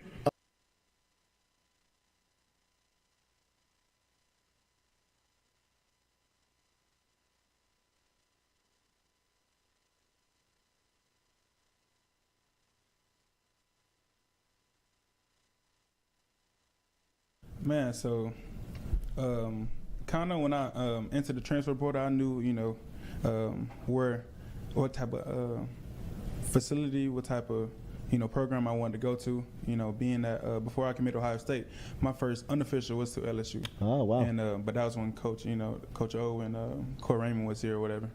But definitely the coaches, the scheme Kelly, trying to bring in, trying to implement, his way of going, like detailed person. That's where I wanted to be. I know I want to be. Did you have any experience with Coach Kelly? No, I had no experience. No. Really? Who was your main recruiter from LSU? Sherman Wilson. Yeah, he was stay consistent. Honest. Just gave it to me straight. Yeah. And this is where I wanted to be. How do you feel about that number at this university playing that position? Yeah, man, I definitely want it. I definitely. He wanted to come in and prove, to my teammates, not just the coaches, but to my teammates that I got to go play with, that, I deserve it. And once I do that, then, everything is, up from there. Yeah. We're all from different places and backgrounds. We've each experienced our... Hey, Baton Rouge, when traveling through Natchez, Mississippi, whether you need to fill up your vehicle or your belly, stop by Go-Mart and On The Go Deli. Go-Mart has clean restrooms, community coffee, an awesome beer cave, and a great selection of anything you might need on your trip. So stop by Go-Mart at 4 Sergeant Prentice Drive as you're entering Natchez on the left, and visit Tom and Wright Granning and their awesome team at Go-Mart. We've seen the BK takeover stuff from LSU and social media, and really in his short time in Baton Rouge, there's been a lot of people embracing his approach to building this roster. What's it like to recruit alongside him? Oh, it's been great. Coach has been awesome to me because he lets me be myself when it comes to recruiting, when it comes to coaching. He lets his coaches coach, he lets his coaches recruit. So I have no complaints on that end. And when I need him to get in touch with a kid, he's there for me. The communication line has been great. He's just been nothing but supportive.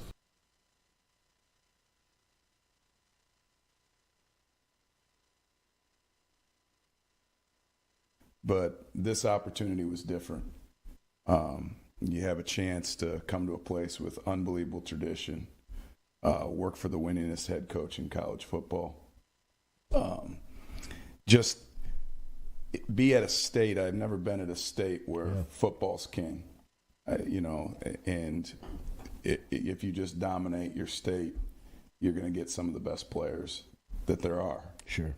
Yeah, so I think, getting through spring, I mean, most of it was obviously just installing the offense. And I think all four guys really made some strides in terms of that and showed a lot of positives. Obviously, which, you guys get to talk about all the time. So you guys, Sure. But all four have done a great job. They did. I think they did a really nice job in spring of taking strides forward individually, and everybody's different in terms of what they need to get better at and what they need to show. And then move it into summer, and I love the way they're working right now in the weight room for Coach Flint. But like I said, I think spring a lot was everything was new for everybody. So especially at the beginning, there wasn't as much evaluation, say the first few days, get into the flow, and then I think we got some good opportunities for some guys to get some reps, and I think everybody showed some positives. Hey, Baton Rouge.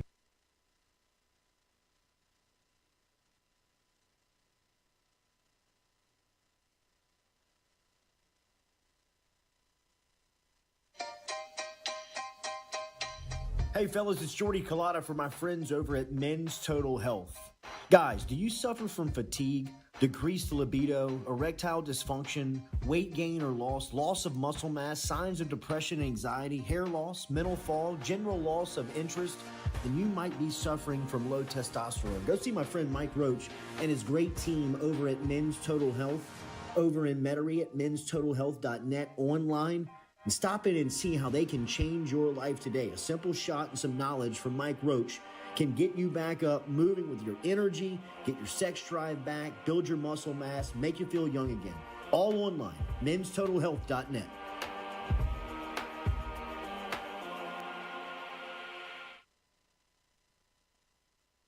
St. James is always good, and now they get Prion in. So you wanted to get back into St. James. You had Jones come, you lose Preston, now you get Prion. That's a good school to have a foot into. They've shaken up the staff a bit, so I'm excited to kind of see what they've got this year. But in terms of Prion, he's ranked everywhere as an athlete. I mean, LSU has recruited him at receiver, so that might put an end to the receiver run here. You've got four guys, and Kyle Parker and Jalen Brown from outside the state, Shelton Sampson, and now Prion inside the state. I guess you could take more. They only have like 8 scholarship receivers on the roster right now. It's like 8 good guys, but they're not as deep as you normally would be. So maybe they go beyond 4. But very good start for Cortez Hankton at the position. And I think a lot of people are, coaches and fans alike, are eager to see Prion as a senior because he's been at Ascension Catholic, which is 1A, I think. So a big jump up in classification and competition, playing at St. James and down in the River Parishes. I think it'll be interesting to see. He's going to return some kicks and punts and see kind of where they put him on each side of the ball, but receiver is going to be what everybody's watching.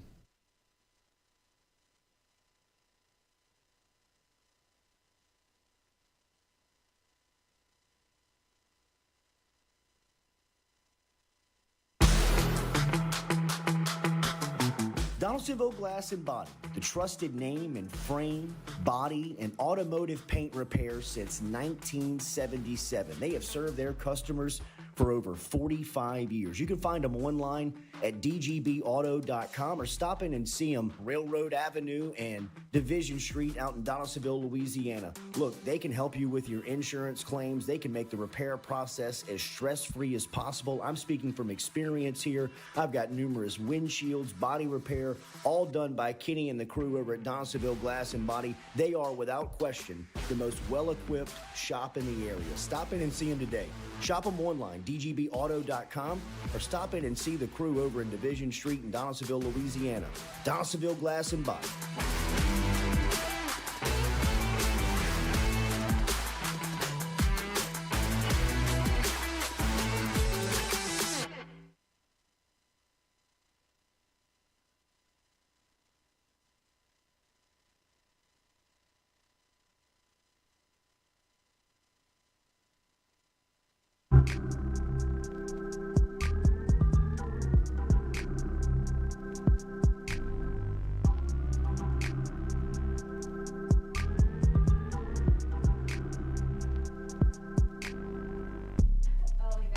Chat. They're all.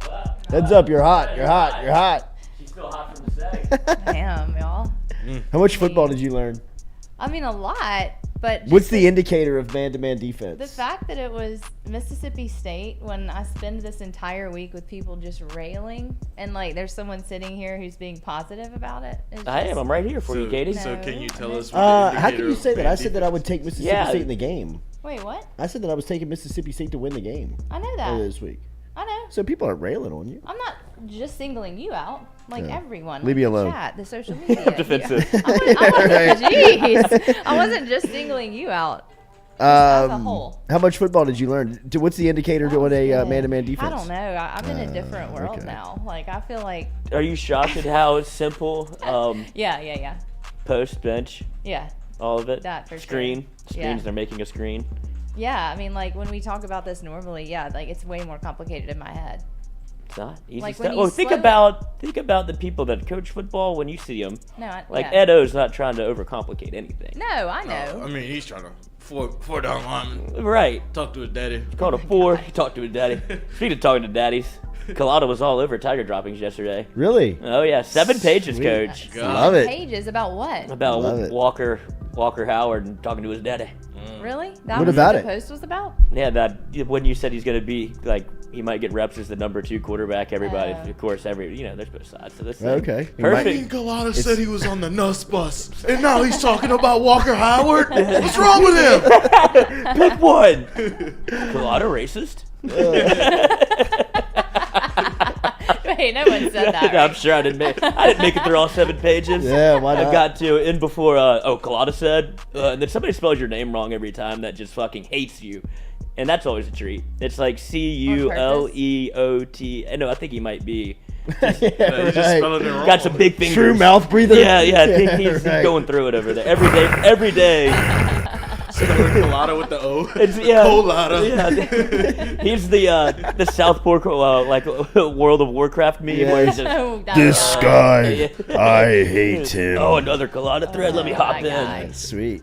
So what's the debate? That was cool. What's the debate on that? Because that's might not happening. That's happening. Yeah, I mean, like- I don't. That's what they said is. Did they You know, watch they the don't. game? Was there a There's debate? people that don't that think you're just talking. It's like he has information from people Full that he of talks shite, as to. usual. Yeah. You know, and they like Those assistant coaches just came by and we never talked ever again. right. You know what I'm Exactly. saying? Like- Fly by night. Yeah, right. They just happened to land Thought he here didn't in have the media studio. access.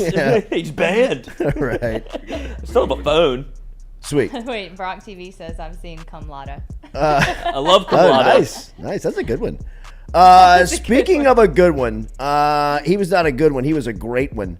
Wendell Davis, one of the all-time greats. We talked to Harvey Williams a couple of weeks ago, and I told you my childhood. The reason why I probably do this is because of teams like Tommy Hodson, Wendell Davis, Harvey Williams, those mid to late '80s LSU football teams. Chris Jackson, Shaquille O'Neal, Vernell Singleton, who we just talked to a couple of weeks ago here on the show.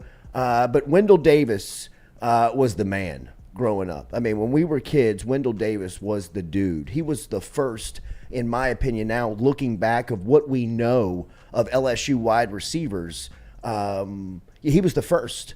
The Jamar Chases, the Odell Beckhams, the Jarvis Landrys, the Justin Jeffersons, all of what Kayshon Boutte, all who we, look at and be like, damn, LSU's got all these wide receivers that are just growing on trees down here. The first was Wendell Davis, 2-time All-American, a part of the 1987, the first preseason Playboy All-America team and was way. invited out to the mansion as a college student. The grotto was and never the still same. In the epic picture of everybody in their full uniforms at the Playboy mansion, I can pull it up to you and bring it to you. I'll text it over to you, Lloyd, so we can get it up here. Oh, I'll do some research on my own on do- Playboy. But after I rattled off all those names, right? And the record books you would think would be rewritten at LSU from a wide receiver standpoint after you've seen all of these Michael Claytons and Dwayne Bowes and Jamar Chases come through here. Still, today, the leader in receptions at LSU is Wendell Davis. And he is now joining us here on the Jordy Culotta Show and was a part of the huge announcement yesterday. Ronnie Rance, the president of the Louisiana Sports Hall of Fame, announced the class. It is a great class, and Wendell Davis is one of the headliners and is kind enough to join us from some boardroom in America, because I know he's making huge decisions this morning as he has had tremendous success in life after football, joining us now here. It is great to see you, man. Good morning. How are you? Good morning. How are you guys doing? Can you hear me? Oh, we can hear you great, man. You sound great. Excellent. Congratulations, first and foremost. Well, thank you. Thank you. It's indeed an honor to be going into the Louisiana Sports Hall of Fame. It's especially with the class that's going in. A lot of great people, a lot of great athletes. And then to think about the past recipients of the Hall of Fame, to be in there with those guys, it's truly an honor. Tell me about it. How did the call go down? I know Ronnie Rance was excited to announce you a part of the class. When he were talking earlier this week about having you on, he was talking about his experience in watching you play. So I know that was a cool moment for him to give you that phone call about this Hall of Fame honor. Yeah, it was out of the blue. I was sitting at home at my home office, and I get a call, and I think he told me to hold on. He wanted to contact some other people, get some other people on the line, and I'm like, what's going on? And then he finally got the other people on the line, and then they announced it. Where they told me that I had been chosen to go into the Louisiana Sports Hall of Fame, and I was kind of taken aback by that. Like I said, I didn't see it coming at all, but truly honored. I was actually speechless at the time, so it was a great honor. Wendell, you coached the game after you had such success in the game, so you've seen the game during different times. In the mid-'80s, a lot of teams were running option-style offenses. I mean, I still see you and Ohio State playing in '87 in Tiger Stadium and seeing that Ohio State team in the '80s running, triple option against you guys. You and Hodson, McGee, Harvey Williams, Sammy Martin, you guys are running a very forward-thinking offense in the mid-'80s. Y'all were throwing it around differently than everybody else was. Can you take me back during that time and just what you, Ed Zornbrecher, and Tommy Hodson were going through and experiencing during that time that you guys were on campus? Yeah, I think the key to all of that was Ed Zornbrecher. He came on an offense that was a balanced offense. You wasn't heavy on the run, you wasn't heavy on the pass. I think he had the ability to mix them both and kind of bring a complete balance to our offensive game. And then, we were smart enough to go get people that could actually function in that offense. Right. We had people like Tommy Hodson and Roger McGee, Tony Moss, Harvey Williams. You can go down the line. Everybody brought their different type of game to this offense, and our coaches did a great job of using us throughout that offense. And I think we, when I first got to LSU, it was more of a heavy on the run, I would say.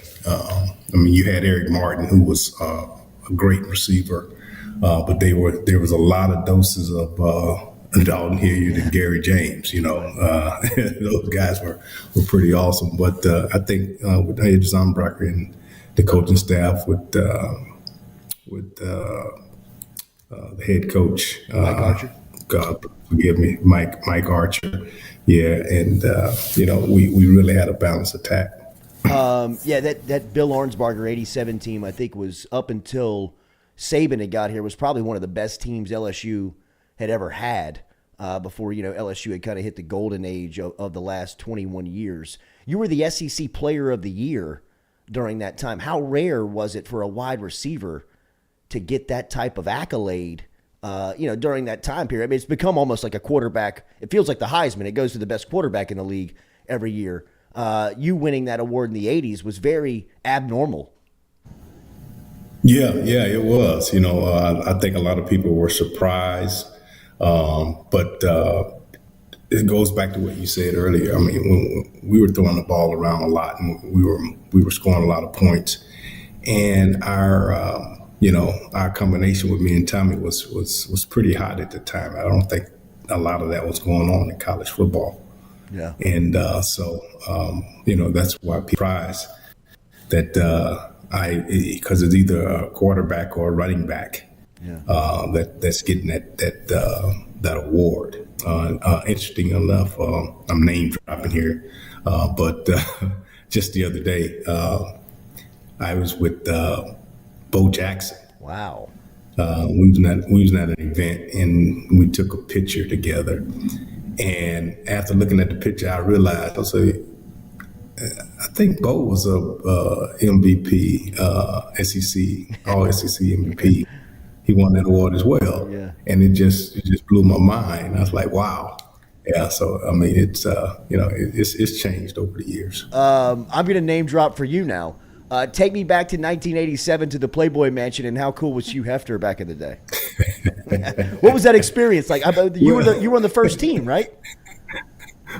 Yeah, I was on the first team Playboy, but What a lie! We didn't go to the mansion.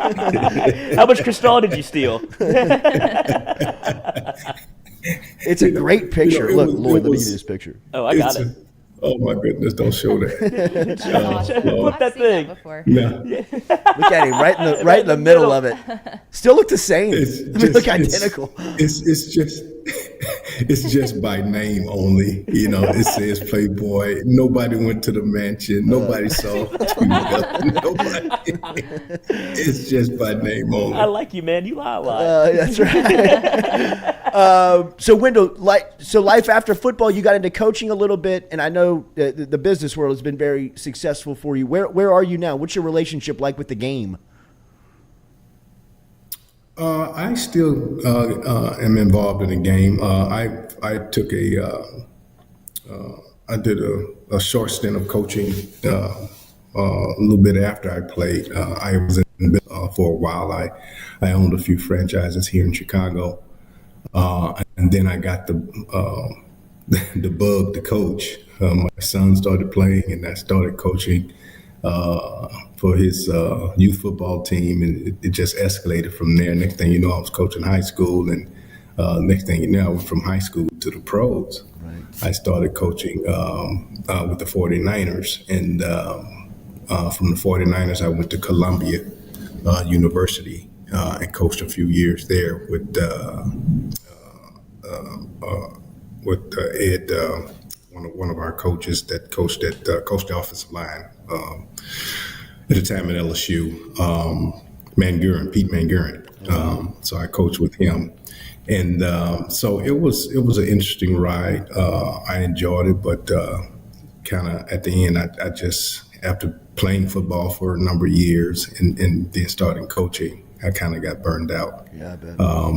And I got back into the business world, and currently I'm still in Chicago, living on the South Side. My wife and I, we're empty nesters, 3 adult kids. Wow. Located in Texas and California and Illinois. But right now I currently work for a steel company. I work in supply diversity for them, so I'm still involved in the community. I am the current president of the NFLPA Chicago chapter here. Wow. Yeah. So still active. Ever make it down to Baton Rouge? Yeah. I come down, try to catch a game every year. It's always great to come home I do go back to Shreveport and visit my family there. So, but it's always good to come home to Baton Rouge. A lot has changed. Campus is totally different, but that's what happens when you become like you have a winning tradition. Things change, and it's just so exciting to see what's going on there now. I'm excited and I'm nervous all at the same time. Because you just don't know what's going to happen, man. So, did that Burrow-Chase connection bring you back to 86, 87 with you and Hodson? You and Hodson felt like that during that time where you were almost unguardable. It felt like, and Chase and Burrow had that type of connection as well. Was that familiar for you to see? Yes, it was. It was, and it was exciting for me to see. It's one of those things, when Tommy and I played. Honestly, we felt invincible. We felt that we could control the game when we needed to, and I could just sense that when those guys were playing. I saw them. I made sure I never missed a game, and just to see him out there on the same page. Just the sheer connection he had, they had between the receivers and the quarterbacks. It was. I just knew that it would be. I'd be disappointed if they lost a game that year. So many highlights that I remember. I see so many in my head, but none more greater than your last game at LSU against the I think they were called the Black Death defense, South Carolina, in the bowl game. That I believe they had a top 3 defense in the country that year, and only lost to Miami and Nebraska, who were the number 2 teams in the country. And you and Hodson just carved them. I think at halftime you had 180 yards and 2 touchdowns or something. It was just a wild day, if I remember. Yeah. It was an unbelievable day. The preparation for that game was off the chain the entire week. We heard a lot about the Black Death defense and how aggressive they were, and they blitz almost every play. Yeah. So we knew if we caught them on a blitz just once, we got them one time, that we would take control of the game. And when we got them on that first one, I think Tommy did the sight read, and I caught the ball in the flats, and I took it up the sideline and scored. They couldn't recover after that because I think they knew we had practiced on every time they sent somebody, we were going to have a hot read. And Tommy was on spot. If it wasn't me, it was somebody else. Y'all were on and fire they that just day. couldn't stop it. Yeah, they just couldn't stop it. So that was the first time I'd ever seen the Cabbage Patch dance. Wendell Davis and Raji McGee celebrating. I can still see him in the end zone doing the Cabbage Patch. I still see him. Man, it is great to see you. Oh, man. Congratulations on everything, bro. You deserve all of it. Thank you It's very always much. high I moments to appreciate catch it. up with you. Yeah. We'll see you down in Baton Rouge soon. appreciate it. Wait. Do you have any Mike All right, Ditka guys, stories? take care. Do you have any quick Mike Ditka stories for us? Oh, how much time do you have? Hey, Mike Ditka's best receiver. No You ever had doubt. Mike Ditka's best receiver. Later, man. We'll talk to you soon. All right, guys, take care. There he is, Wendell Davis, newest addition of the Louisiana Sports Hall of Fame, and that conversation brought to you by Dead Soxy. By Dead Soxy. Use the code Jordy and get up to 35% off of your order. Pretty much ships overnight. It's deadsoxy.com. Get your socks for game day. You still have time. Use the promo code deadsoxy.com. Use the promo code Wendell Jordy to was save a yourself player. a player, bro. Like a player. SEC Player of the Year in the 80s. At receiver. Do you understand that? Like Really? at wide receiver, he was the SEC Player of the Year. I mean, like that was a de facto quarterback running back award. And this guy was he's used taking to the top off the shred Where did he go? defenses. Chicago? After LSU? He Did was he a stay there? first round pick to Chicago. The Bears. And he left LSU in 87 and was a first round pick To the in 49ers. 80. No, he went to Chicago, went to the Bears. I just said that. I'm watching it. And he to the Bears. which in his second or third year, he had his best year as a pro, 91. Oh, really? He nearly had 1,000 yards receiving for Chicago, which if you go back to Chicago's record books, like they haven't had a 1,000-yard receiver since like the 50s. I mean, it's crazy. And he came in there and had a great year. The next year, he's pretty much like kind of set to be the dude. Yeah. Like he's about to bust out. And they go to Philadelphia and are playing at Vet Memorial Stadium, and he is running deep on a route and goes up to catch the ball and jumps for the ball and blows both of his knees out. No. Both of his knees out on one play. On one play, jumps both of his knees out. Now, it is the most bizarre the looking. facility at the Vet was like, by standards, was way, way below standards. I want to say that Wendell won a big lawsuit versus that stadium because of, look, I mean, it was a baseball and a football stadium, and the turf had lines running through the turf to like signify baseball and football type markings. Yeah.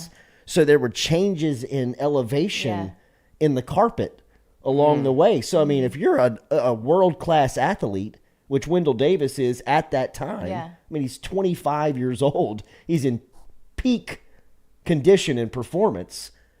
Goes up to catch. I mean, the video is unwatchable. Like if you've seen it once, you can't watch it again. Yeah. Because it looks like somebody has a shotgun behind him and blows his legs out. We can't play it. I mean, you don't want. You just. No one wants to watch it but me. You don't want to watch it. Go watch it yourself. You don't want to watch it. If you've never seen it, no, you want to haven't. watch it. Okay. But you'll never watch it twice. Watch it on your own time. Man, that's you know what so I mean? sad. And he was so good. He was the best route runner. And like for me, like I see him as like this, like I was talking to Harvey Williams a couple of weeks, like Harvey Williams, Vernell Singleton, those guys that have been on the show the past couple of weeks. I mean, for me, like they're like my son Jordan is like that with like Fournette and Beckham and Jamar Chase and like Joe Burrow. Like that's his generation of just like these people are like bigger than life. They're real, right? Like these are real people. Like Harvey Williams, Wendell Davis, Tommy Hodson, Vernell Singleton, Shaquille O'Neal, Mahmoud Abdul-Rauf, like Chris Jackson. Like those were my like just untouchables growing up. And Davis was like the dude on the football field that was the leader of them all. You watching that injury? I'm reading the quotes about it. He said they found my kneecaps in my thighs because he snapped both patellar tendons. And he's like, I looked down and I was looking to see what the doctors were doing, and like, we're looking for your kneecaps. And he said they reached all the way up in my quads and pulled them back down. And I was like, that had to be an experience. Just sitting on the vet, just going, this is over. I mean, I guess bada bing, bada boom. Inside the chat says, Jordy, I want to say, and I could be wrong, but I think Davis's lawsuit and injury made the change to turf fields. Like it was, I'm telling you, it was revolutionary. Like for what happened. Yeah. In sports, because if you were looking at like what these guys were playing on, it was unsuitable for like Jordan and them, like for like kids. Well, so why were they playing on it? I'd really give the kids. Why were they aware of this? They were, but they were just getting away with making so much money. That sucks. That they weren't, like that. I mean, like the Superdome carpet for a long time was nothing but carpet on top of cement. You know what I mean? Like for the longest time, like you'd like go in there, like you'd be like, this is. You could bounce. This is a parking lot. You could bounce a baseball. You know what I mean? Like this is you're playing essentially in a parking lot, and you got these guys running 4.3, 4.4 type speed, colliding with one another, pounding their bodies into just cement. Like it just. God. It was wild what like the standard was for like pro sports as early as like the early 90s, mid 90s. Yeah. You know what I mean? Like I'm not saying that you got to coddle these people and coddle these athletes, but I mean, if you're going to put them in situations where the fans have access to, you got to give them something. Like you got to make the playing surface at least up to standards. You know what I mean? We got to make sure if the first team wide receiver for the Bears doesn't try to go high point a ball, that he dislocates both of his kneecaps. Yeah. I mean, Just Well, there are other videos in here of other teams playing on that turf and What was it, articles Veterans about how Memorial? bad Was it Vet Memorial? With the vet? talking about how bad it was. I think Pittsburgh had Three River Stadium, which was very similar to that. That it just just like you look at it today and you'd be like, y'all played what? Y'all did what? Like y'all just played the NFC Championship game here? Hell yeah, Steel City. And you can say the same thing about the Bears right now. They just got their entire surface redone, and then you saw that it wasn't able to hold the water in that. Obviously, it was a monsoon. Are they natural grass? Yeah, I think they went Bermuda. So they changed out all the grass because it was so bad, and it still.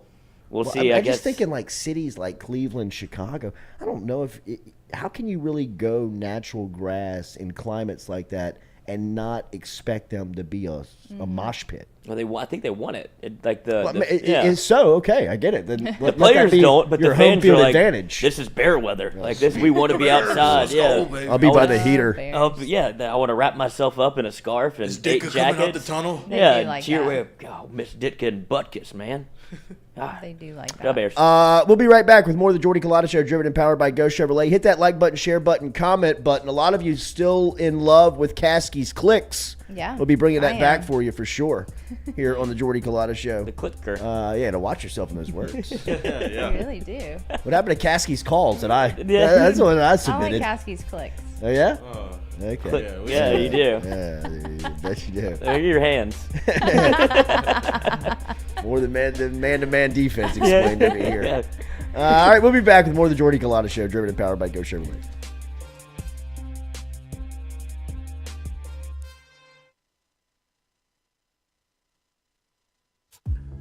We love the crew over at Fresh Chef Kitchen. Chef Shane and his crew dropping off the meals every Monday here to FM Digital Media, whether it's breakfast, lunch, dinner. Me or the crew's going through our meals over at Fresh Chef Kitchen. Their weekly pre-order, freshly made meals, or you can walk into the cooler over there on Airline Highway. They have that fresh, same service over there at Fresh Chef Eats. FreshChefEats.com is where you can find them online. Fresh Chef Kitchen. Tell them you heard it right here on the Jordy Culotta Show.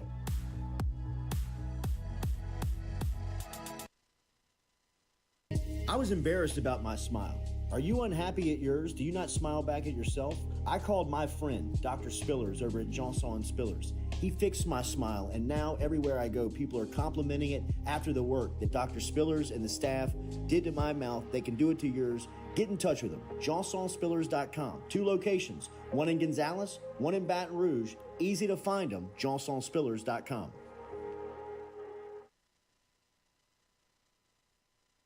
Red Stick Sports, a local staple in Baton Rouge to all sports fans, was founded back in 1981 and has remained a family business for over 40 years. Today, they still have the great selection on the floor, but they're also a leader in custom apparel for businesses, sports teams, and other groups. Take it from us, everybody over here at FM Digital Media. They help us out with all of our apparel. Let them help you out today. Go ask for Cody over at Red Stick Sports. Check him out online at redsticksports.biz. Do you suffer from chronic dehydration? Are you looking to improve your athletic performance and you need to get over and see our friends over at GoFlow IV? They're located on Jefferson Highway.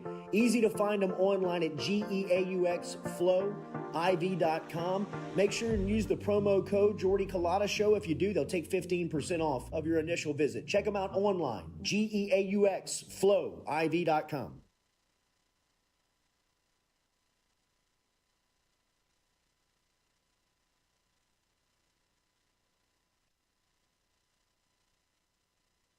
Hey Baton Rouge, when traveling through Natchez, Mississippi, whether you need to fill up your vehicle or your belly, stop by Go-Mart and On The Go Deli.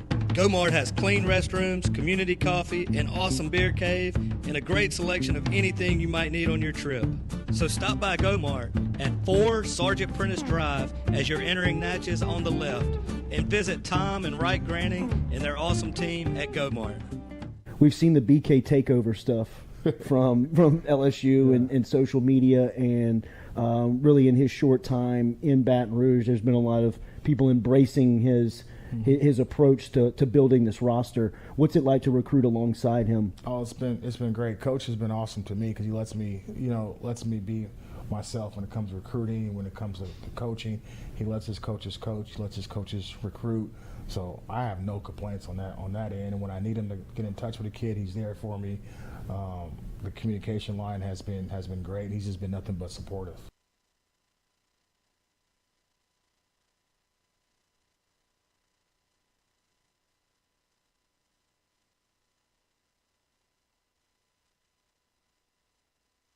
But this opportunity was different.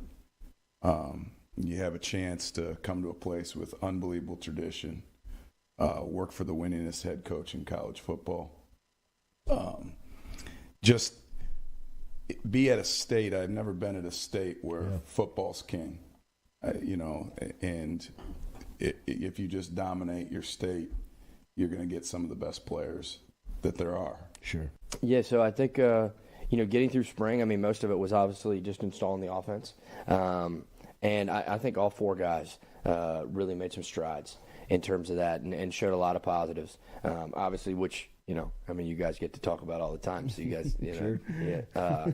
But all four have done a great job. They did. I think they did a really nice job in spring of taking strides forward individually, and everybody's different in terms of what they need to get better at and what they need to show. And then move it into summer, and I love the way they're working right now in the weight room for Coach Flint. But like I said, I think spring a lot was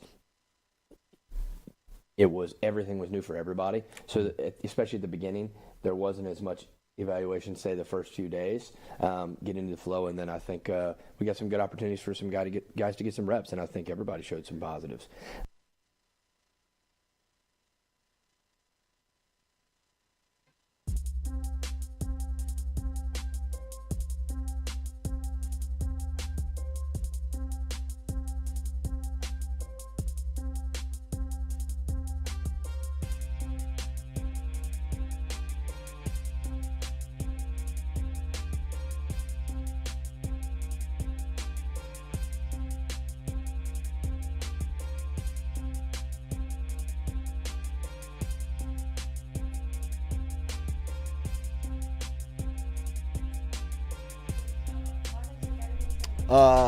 Hey, Lloyd, grab those visors off the hat shelf, please. In my office. There he is. Zachary, how we feeling? All right. Good to see you, brother. My kids would, this is how much of a degenerate I am, my kid would complain if this wasn't in the backseat. Sweet. I love it. Oh, nice, dude. I love it. Let me I didn't bring the glasses because I didn't like it. I was just about to ask, where are the glasses? I gotta have a good week. I told everybody, so That I might makes as well tell sense. you 5-1 last week. That means only I'm going to go 0 for this week. So, It's funny we play this game on our show where you get $100 each week that you can split it up however you want. I lost all $100. It just never happened before. Thank you. But in my personal bets, I split. It's fine. So it's just weird the way it works out.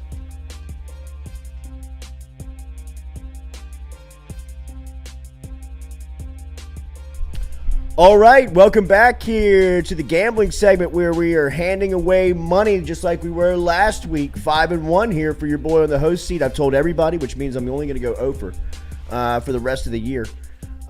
We do have our guy back, Zachary Ewing from The Advocate, who is the head of gaming. Easy. No, I was trying to see if I could pop the collar on this thing, but I think it was going to break. Easy on the merch over there. That's right. I know this is very expensive. Take it away. Take it After up the the 5 week is when you break it. That is very exclusive merchandise that you got over there. Right, All right, our guy up Zach here. Ewing, who you know is the director of sports betting and gaming over at The Advocate. He is also a proud partner of ours over at the Caesar Sportsbook, which we are encouraging you to download the app today. You got the QR code there in the top right of your screen, so you can surf it there. You can open it up, use the promo code JCLSUFull, JCLSUFull, and you will have an opportunity to bet in up to $1,250 risk-free from our friends over at Caesars. All right, Zach. Not a good week for you last week. No.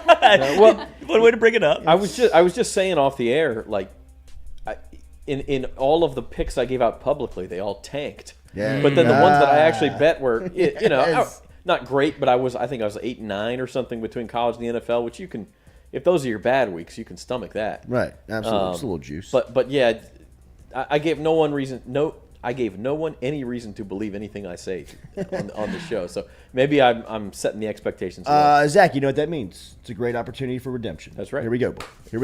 All right, where are we starting? Let's start tonight. Thursday night, NFL action. Why not? You get two of the top quarterbacks in the country and in the game, in the world, really, with Justin Herbert and Patrick Mahomes. Mahomes and the Chiefs hosting tonight's game. They are -4 with an over and under of 54 going into kickoff at 7:15. How are we feeling? Yeah, when this line first dropped and it was like 2.5, 3, I couldn't figure it out. Got the Chiefs at -3. It's now up to 4, 4.5 in some places if you look around. Like, I just don't, home field advantage is 2.5 to 3 points in the NFL. Yeah. So we're saying the Chargers and Chiefs are even Steven teams if they play on a neutral field, which I still feel like the Chiefs get undervalued. I mean, I know they lost Tyreek Hill. Who knows how good the Cardinals are, but Patrick Mahomes obviously looked fantastic last week. I think you can certainly underrate them, and at the same time maybe even overrate the Chargers, who, like, look, they were everybody's offseason darling, but what have they really done? Yeah. They missed the playoffs last year, kind of stumbled past the Raiders last week, easily could have lost that game. Now you're on the road on a short week, which is always tough anyway. I make this number a little bit higher. I make it more in the 5 to 6 range, so I'm still on the Chiefs at 4. I agree with that. The Chiefs looked like a buzzsaw last week. I think Mahomes a little pissed off here. People saying that he's going to be different without these weapons because it looks like he's trying to prove something this year. I don't know if it's the emergence of Josh Allen, Tom Brady still being around. It's something that has Mahomes looks like he's pissed. Yeah, it's like prove it mode, right? Like, Yeah. He doesn't seem like the kind of guy who truly gets pissed, but he's sort of. It was same thing last year when they started out slow, and everyone's giving this too high safety look, and he said, "Okay, you give me 2 high safeties. Watch this. I'll throw 7 yards at a time down the field and still beat you." And lo and behold, they were a couple of weird plays against the Bengals away from going back to the Super Bowl. And I still think people look at it, and maybe it's Chiefs fatigue. I don't know, but they're better than what these betting lines say they are, and so I still see some value on them this week. The local teams, the LSU Tigers and the New Orleans Saints, sit in a very similar place this weekend. They're both at home, and they're both underdogs by 2.5 points. Let's start with Saturday's game. LSU, Mississippi State, dogs favored by 2.5. Over and under here from our friends over at Caesars at 53.5. How do you like it going into kickoff at 5 p.m. on Saturday? Yeah, I like to be popular, but I think I'm going to take Mississippi State in this game. I'm riding with you, Zach. So for one thing, this is more about Mississippi State than it is about LSU. People don't realize they played late night last week. They played 10 o'clock at night in Arizona. They played a nobody the first week. I mean, nobody realizes exactly how good this team is. I think they're a top 20 team. They brought back more returning production than any team in the SEC by SP Plus rankings at ESPN, Bill Connolly's rankings. More returning production than any team in the SEC. I think they're number 8 in the country. Yeah, number 9 they're the in most country. experienced team in the league. Yeah, I mean, just a tremendously good team. We know Mike Leach can coach. Now, he does, look, Mike Leach is the guy who goes and beats some team. Well, a couple of years ago when LSU was the defending national champion and Mississippi State came in here and beat LSU, that's what you expect from Mike Leach. He's not as good as like a favorite, a front runner. And obviously LSU has the home field, the emotion that comes with that. So I'm not super confident in this pick, but I just look at it and say, I think Mississippi State, maybe for one of the few times in the history of this series, is the more talented team. I agree with you. What do you think about the number, 54.5? Do you like it at all? Would you play it? I'm staying away from the number. If I had to pick, I would go over. Mm-hmm. Just because I think State will throw the ball. I think they'll keep throwing the ball. They'll play fast-paced. And if they do get out to a lead, that'll force LSU to do the same thing. Saints at home versus the Bucks, noon start on Sunday versus Brady and crew. They looked okay in week 1, 19-3 winners over Dallas. I thought Leonard Fournette looked pretty impressive, but the thing that was most impressive to me about the Bucks was that Julio Jones, this TB12 method, if that's what it is, I mean, that needs to be forget Brady at 45 playing it like an all-pro. The fact that TB12 has revitalized that mummy.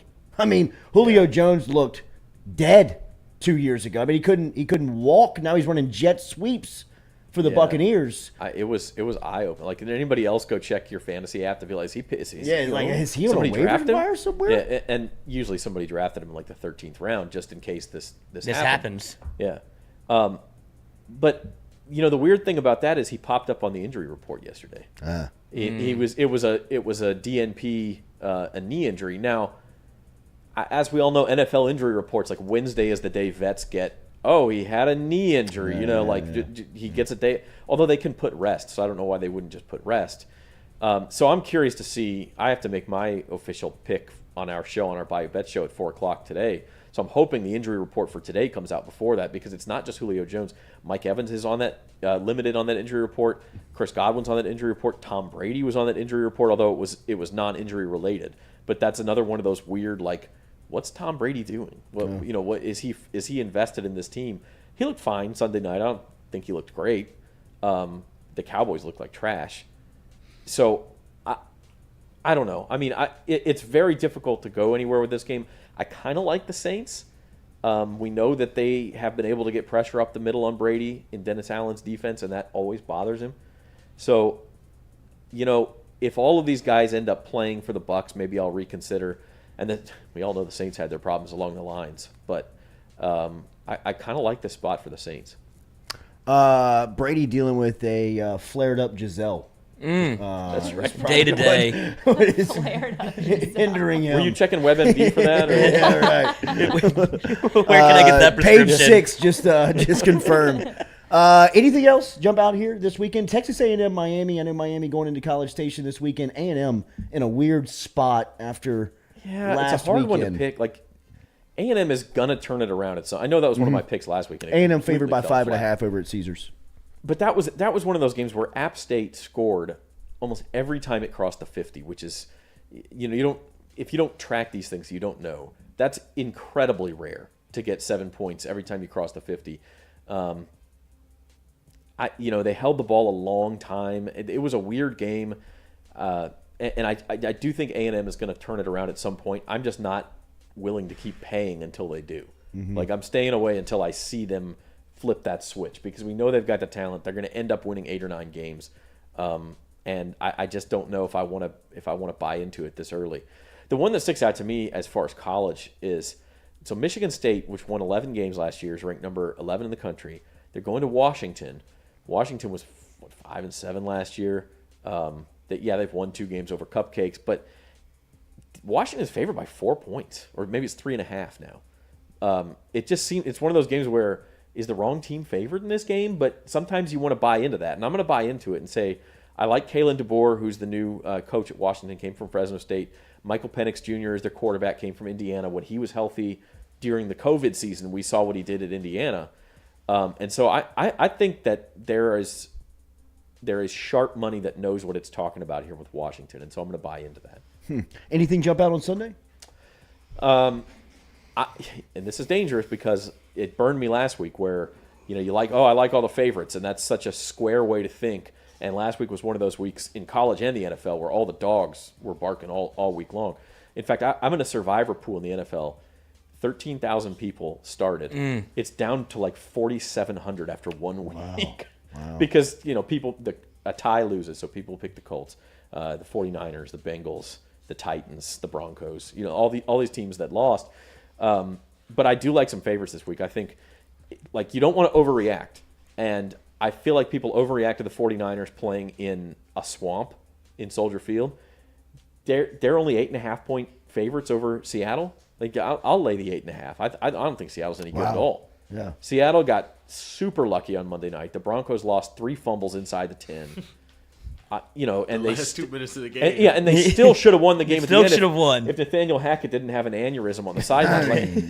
Full blown panic attack. I mean, 8.5 is not. It's a big number in the NFL, but it's not crazy. I'll lay the 8.5. Same thing with the Packers. I know they didn't look very good, but the other side of that Bears 49ers. Do we really think the Bears are better than the 49ers, or do we think the 49ers had a rookie quarterback playing in terrible weather? The Packers, I think, are -10 at home at Lambeau. They're going to be a little bit desperate after losing that first game. Does anybody see that Sunday night game going any other way than it's 27-3 halfway through the third quarter? I hate to because betting favorites is a dangerous way to go in this, especially in the NFL. But I look at those two and I'm like, I don't see either. I don't see any way either one of those games stays close. And it's just a unique set of circumstances between those two teams because I don't think a lot of people are buying in on the. You can't believe that Geno Smith has now all of a sudden figured it out. Like, no, now he knows how to be a franchise quarterback, and it's a one-off of him being at Seattle, Russell coming there. It's just like this flurry of circumstances where I don't see Geno Smith going the rest of the year. We're like, got to watch out for the Seahawks. No, I'm with you. I mean, I think he looked fine in the first half. They went into a shell in the second half. Mm-hmm. They, like I said, the Broncos had those turnovers that would have made that game totally different. I don't know. The other one is the Giants. Like, I was on the Giants before the season, and I actually bet them on Sunday to cover, not to win, but to cover against the Titans. But are we overreacting to that? Now they're like 3-point favorites at home over Carolina. If I'm here, I'll tell you one teaser I like. Ooh. I think Carolina's either plus 2.5 or 3. Tease them up. You go past the 3, you go past the 7, you go past the 8, up to 8.5 or 9, and then tease the Bengals down. They're at 7.5 down to 1.5 over the Cowboys. You're going past the key number of 7. You're going past the key number of 3. Mm-hmm. You get that at minus 120 for a 6-point teaser. Kind of like that. Just playing off of overreactions, and maybe I'm overreacting to the Cowboys in that, but I also think the Bengals, like, Joe Burrow's not going to throw 4 picks again. Cooper Rush, come on, like, that's your backup quarterback. So that's a teaser I like too. What's going on at the Advocate? We are live at 4 o'clock every Monday and Thursday with our Bayou Bets show. Search for Bayou Bets on YouTube and find us, or we're on the NOLA.com Facebook feed as well. And we have our picks with James Carville every Thursday as well on that channel, and they'll be in the paper Friday morning. And we're rolling, man. I'll be in London in a couple of weeks. We got a media mash up there for that Saints game, so nice. that'll be a lot of fun. How's Carville's picks? How's he doing? He was 4-2 last week, so we'll take it. He as he mentioned, he got. In fact, he's in London. It's kind of funny. He's time traveling. He gets to see the game before they happen. He's in London, and he. So I called him yesterday. He's in his hotel room, and I'll post a video today. You guys can watch it on the Bayou Bets YouTube channel. But he's Carville, and I'm terrible at his voice, but I'm about 400 feet from Buckingham Palace. It's like freaking Mardi Gras out here. All hail the Queen. Yeah. Apparently, it's not as somber as the TV would have you think over there. But yeah, it's worth watching. He was 4-2 last week, and gives his take. He thinks the Saints are going to win this week. He thinks LSU is going to win this week, but that's every week for him. So that's how it goes. He's looking for votes too. So Yeah. what's he gonna do? Zach, good to see you, man. Thanks, guys. Thank you as always. Zach Ewing from The Advocate. As we are getting you our picks here, make sure to like, share, comment on the post. We appreciate Coach Caskey for being here for Caskey's Clicks today. If you missed it, make sure you go back and check it out here on the show. We'll have our picks for you tomorrow here officially going into the weekend. Caesars Sportsbook. We told you tonight with our friends over at Caesars, they have Kansas City minus the 4. As Zach said, he liked the home team. We're with him. We're riding with the Chiefs as well. The Chiefs feel like they're 4 points better than the Los Angeles Chargers here in week 2. So we will take the Chiefs at home tonight, giving 4 points to the Chargers here on Thursday Night Football. We'll have the weekend's picks for you tomorrow here on the Culotta Show, which will originate, as usual, from 7 to 9 a.m. Hit that like button, share button, comment button. We appreciate you being here. We'll be back with you tomorrow morning at 7 a.m. Where my dog's at tonight. 6 p.m. Make sure and tune into the kennel. Rohan will be talking and breaking down the game versus LSU Mississippi State coming up on Saturday night. Have a great day. We're back with you tomorrow morning. Could have been the dog pound. Could have been anything. It's the kennel.